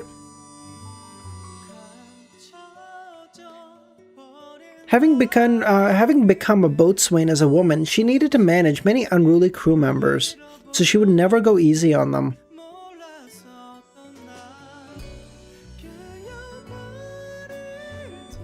Captain Gray, who was surveying the area, said, "Let's get ashore." Or near the end, I don't remember. Okay, so even you haven't finished it. Good lord. He then extorted, "We'll do it the old way. First the exploration, don't touch anything. Just look and listen." No problem. Waymer was the first to rush out.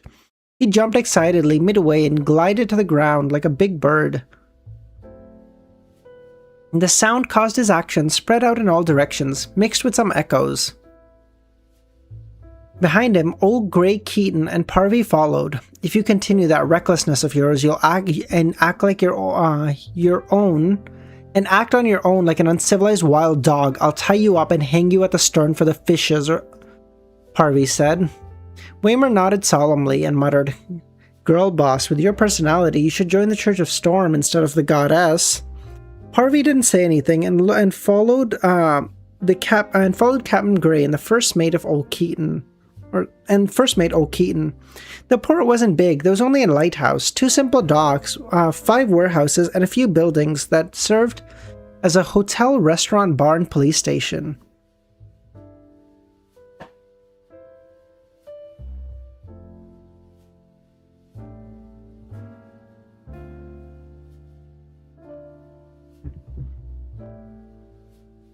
You guys, Sal I know is also done. He said he finished it like quite a few times. No, I know there's quite a few of you that have finished it. There's a lot who haven't. I think it's probably like a 50-50 split, or at least close to.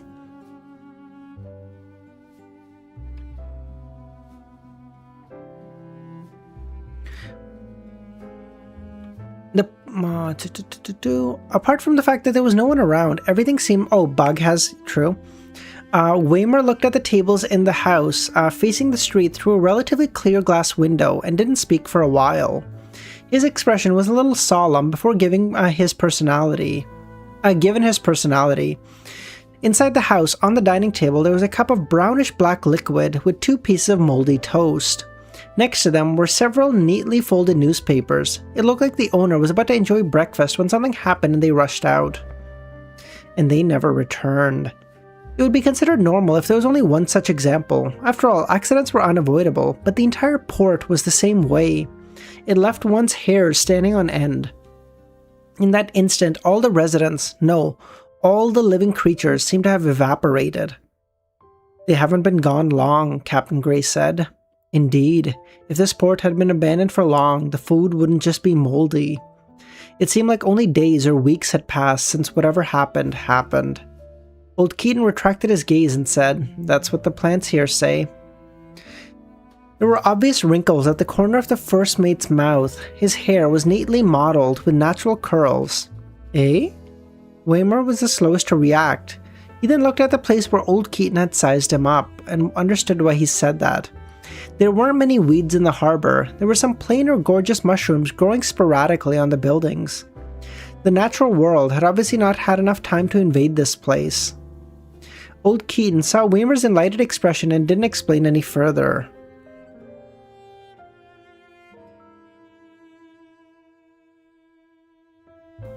I'm worried that something will happen if we stay for too long. What might happen? Could it be that we will also disappear into thin air? Before Waymar could finish, a palm appeared on his mouth, a palm that pushed hard and pressed him against a wall. "There won't be a next time," Parvy said. Waymar nodded, indicating he understood, and Parvy released him. "This isn't like," he muttered softly. "This isn't like you. You didn't actually slam the back of my head against a wall." Parvy chuckled. "I am afraid that the commotion will be too great and wake up the bizarreness." Captain Gray didn't care about their little bout. He just took out his pocket watch and opened it. "We'll return to the ship in 15 minutes. If everything remains normal, we'll prepare for our second exploration tomorrow." Okay, Waymar was the first to agree. The four of them maintained a fine battle formation as they skirted the building. As they skirted the buildings in front and headed for the edge of the port. There was a slightly stained steam locomotive parked there. The two tracks extended deep into the island. Parallel to the tracks was a cement road. Back to reading it soon.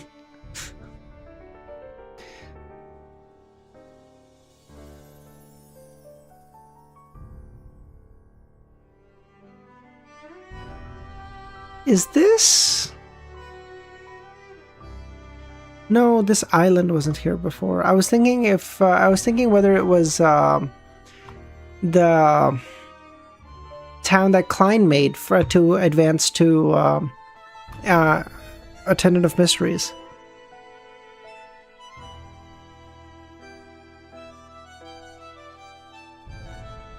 There was a slightly stained steam locomotive parked there. The two tracks extended deep into the island. Parallel to the tracks was a cement road. This is exactly what Gray and the others imagined. I forgot the name, yeah.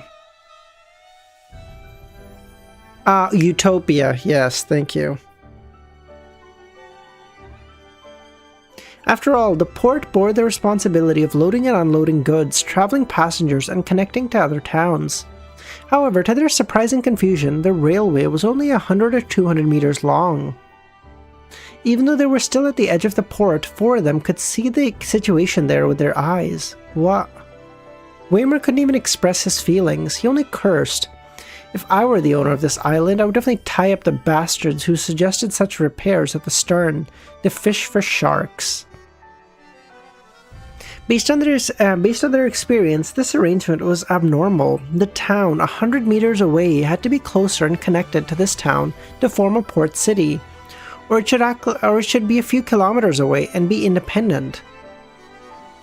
There might be a deeper meaning, old Keaton said. This might have something to do with the bizarreness happening here. Waymar then said, "Captain, do we need to head over to take a look?" Captain Gray nodded. "Sure. 12 minutes. They then walked alongside the cement road to the small town. Both sides of the road, weeds flourished and mushrooms dotted the area. Before long, the four treasure hunters arrived at the edge of town. There was a wooden board there. On it were the words in Lone. Utopia.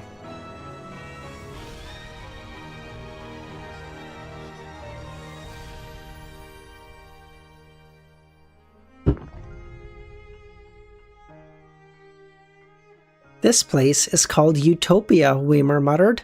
Old Keaton shook his head slowly, indicating that he had never heard of it. Same for Parvy and Gray. They observed the situation inside from the edge of town and confirmed that the streets were also empty. It was so quiet that even the wind found it unbearable to pass. They walked forward step by step, seeing the Iris Hotel, the telegraph office, and many buildings. Without exception, the interior of these buildings revealed to them that the owners had left in a hurry and never returned. It's so crazy. It's like Klein got to see so much bizarreness and he's like, what the fuck? Like, what could cause this to happen? And now that he's reached such a level that he is the cause of like bizarreness being left behind, where people are like, what the fuck? What could cause this?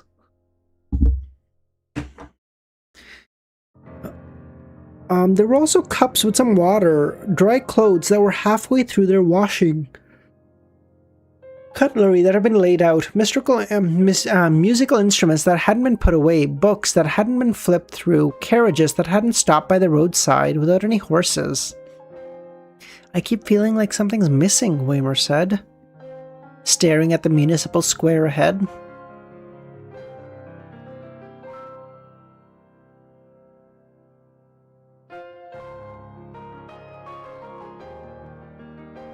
I think this is the last chapter, 1432.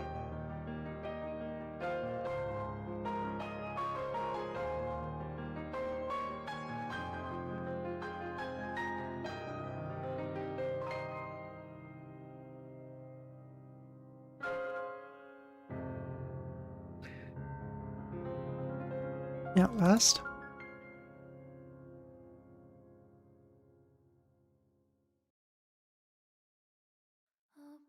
It is sad. It is. Parvy shot him a glance. People are missing. No, I know that. That's not it. Her eyes lit up. I know what's missing. What? Captain Gray and Old Keaton said. Money, notes, and gold notes, Waymer laughed. He straightened his back. Although we haven't entered the house to conduct a thorough search, just from looking inside, we should be able to find something, but there's nothing at all. Perhaps it's just that people here aren't very rich and didn't have a lot of money lying around.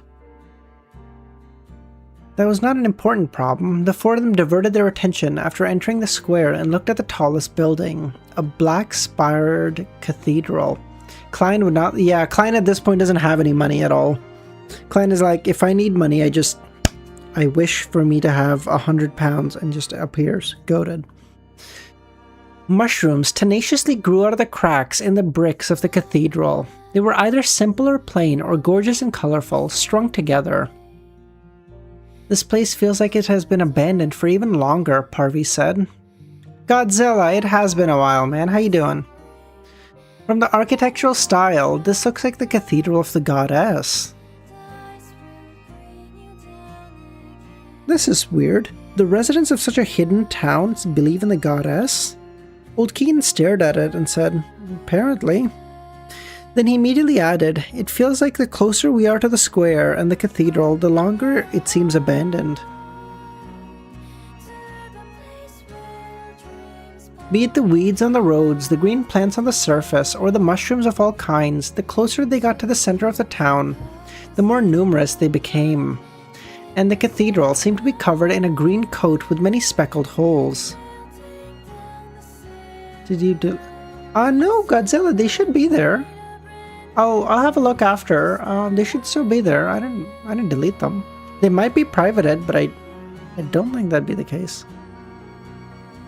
Let's go. Parvy then said, let's go to the cathedral. As long as the goddess is still watching this land, there won't be anything particularly serious there. Captain Gray and Old Keaton didn't object, but the former reiterated some rules. After entering this cathedral, use only your eyes to see and ears to hear. Do nothing else. No problem, Waymer said. This left Parvy with no choice but to gesture a circle on her heart and ask for the goddess's protection. As there wasn't much time, the four of them sped up and arrived at the cathedral's entrance. They were in a hurry to push open the door and enter. They sized up their surroundings. Very quiet, Captain Gray said. The other three also expressed that they didn't find any problems. The cathedral's door was ajar. After Waymer exerted force with his hands, it slowly opened. The bottom of Captain Gray's black eye patch immediately lit up, seeing the scene clearly. There were no tables or chairs in the hall. There were windows on both sides and light shining through. Drops of viscous pale yellow liquid fell from the sky and hit the ground like rain, giving the people that the dome was severely damaged after facing a storm. Before Gray could speak, he saw the viscous, disgusting liquid dissolve into puddles. The puddles rolled and bubbled. The bubbles popped and deformed babies with moist skin and pale yellow dirt crawled out. What the fuck is going on here?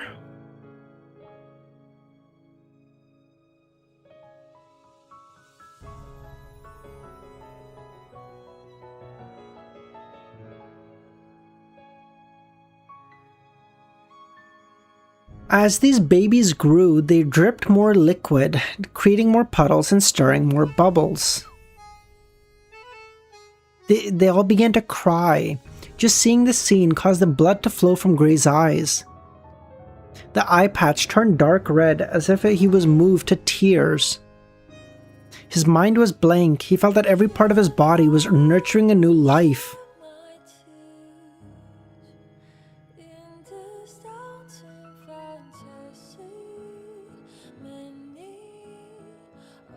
The sharp pain snapped him to his senses, and he took a step back. The scene in front of Gray returned to normal. It was still the empty cathedral with wide open windows. There was no viscous liquid, nor were there countless deformed babies. Gray panted. The next second he turned around and shouted, "Run!" Gray rushed out of the square. He didn't care about Parvy, Old Keaton, or Waymer at all. He was already considered a responsible captain for still remembering to warn his teammates under such circumstances. Gray didn't stop at all. Relying on his physique despite his vision, he ran all the way out of town onto his ship. Old Keaton, Parvy, and Waymer rushed back less than 10 seconds later. "Set sail!" Gray ordered. Gray waited until the ship set sail before he bothered to check his injuries. He raised his hand to his eye and felt the moisture. However, when he brought his hand to his eye, he realized it wasn't just blood. It wasn't blood, it was tears. As he ran, he kept crying. Gray's brows knitted together. Soon he confirmed he wasn't injured.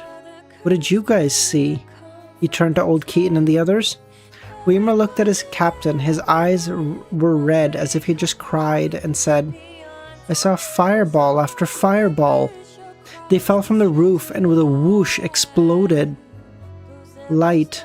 My eyes were filled with light, like I was going blind. No, I'm already blind. Then it felt like I was melting. It hurt so much." Waymer heaved a sigh of relief. Fortunately, Captain woke me up at that moment. He rubbed his eyes and said, "I'm fine now. It's just that I kept crying at first, but then I got better." What he meant was that the dream was real. There were still lingering fears when he woke up, but he'd be fine after. Captain Gray nodded and examined Waymer's eyes. After confirming there was no problem, he looked at Keaton. "What about you?" Keaton looked at the distant coastline and said, "The entire cathedral just collapsed. I fell to the ground with the surrounding pillars and stone bricks. It was bottomless. Moreover, my head and flesh and my skin fell at different speeds. They began to pull on each other. It hurt." The face of Old Keaton trembled as if he didn't want to recall this anymore. He exhaled and said, "My entire body was about to be torn apart. Then it was as if there were invisible hands around me. They pressed my hands, legs, head, skin, flesh, and bones to my internal organs with great force. I wish I died as quickly as possible. Fortunately, I then woke up thanks to you, Captain. This is even more painful than what happened to me. If you hadn't woken up in time, you might have seen yourself turn into a blood-colored meatball. Harvey listened and said, I wasn't in that much pain, thankfully. I saw darkness. Darkness that made me feel at ease. Then I fell asleep. I felt like I was in my bed until you woke me up. From the looks of it, what we encountered or experienced is different. Moreover, we are left without injuries. Just some stress, old Keaton said.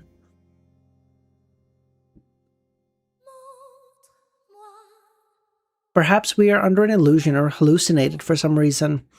And because everyone has different personalities, we saw different things. Mushrooms. Could it be those mushrooms?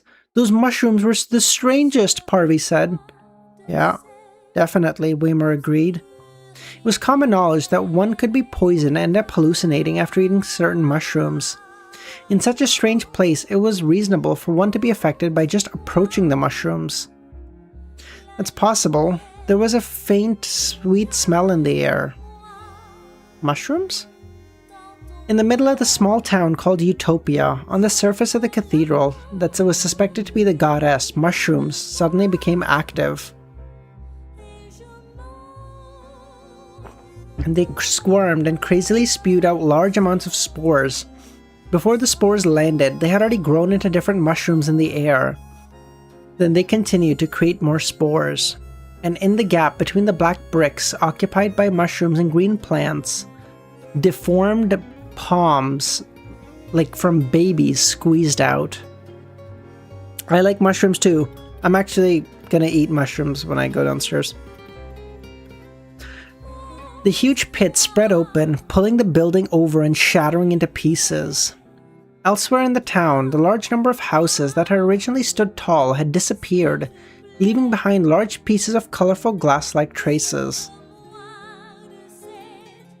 In the depths of the ground, muffled sounds came one after another. In just a few seconds, the place fell silent. Buildings rose from the ground one after another, and the town revived, as if it had recovered some vitality. The furnishings in the house were almost the same as before, but there were certain differences in the details. What was left had switched to the right, and what was far had become close. Late on the ship, at night, Weimer, who still couldn't sleep because of what happened, came to the deck. "You're still awake?" Parvy said. "I was gonna sleep, but then recalled some details after I closed my eyes." "What details?" Weimer asked.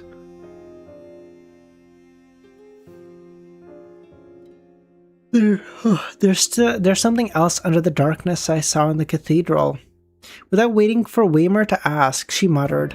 There were many skeletons, some children's, some babies.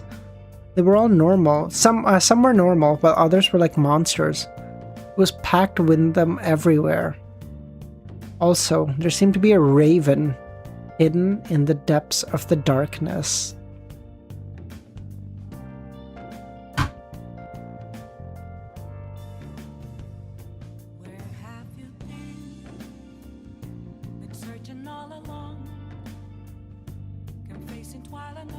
All done. Lord of the Mysteries. Finished.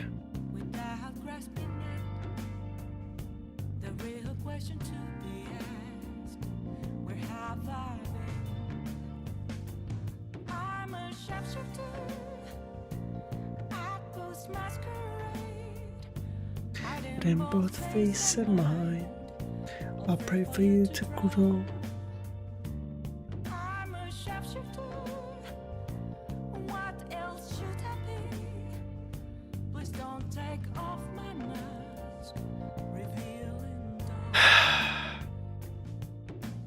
It has been such a good journey. Hope, we'll do the chapter of COI tomorrow, just because I don't want to do it without having said that before. So we'll do it tomorrow. Alright, everyone. 8-month-long journey. 8.5, basically. Finally came to an end.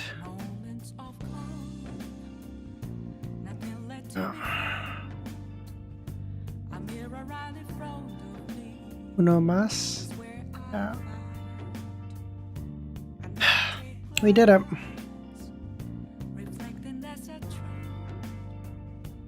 You can read newer side stories. Oh, cool. Okay, we'll figure that out. We'll do something like that for tomorrow. I don't know what we'll do. We'll figure out something, and then I do also want to do the rankings of the characters. But I gotta figure out a ranking criteria. Last time I was doing it very off the cuff.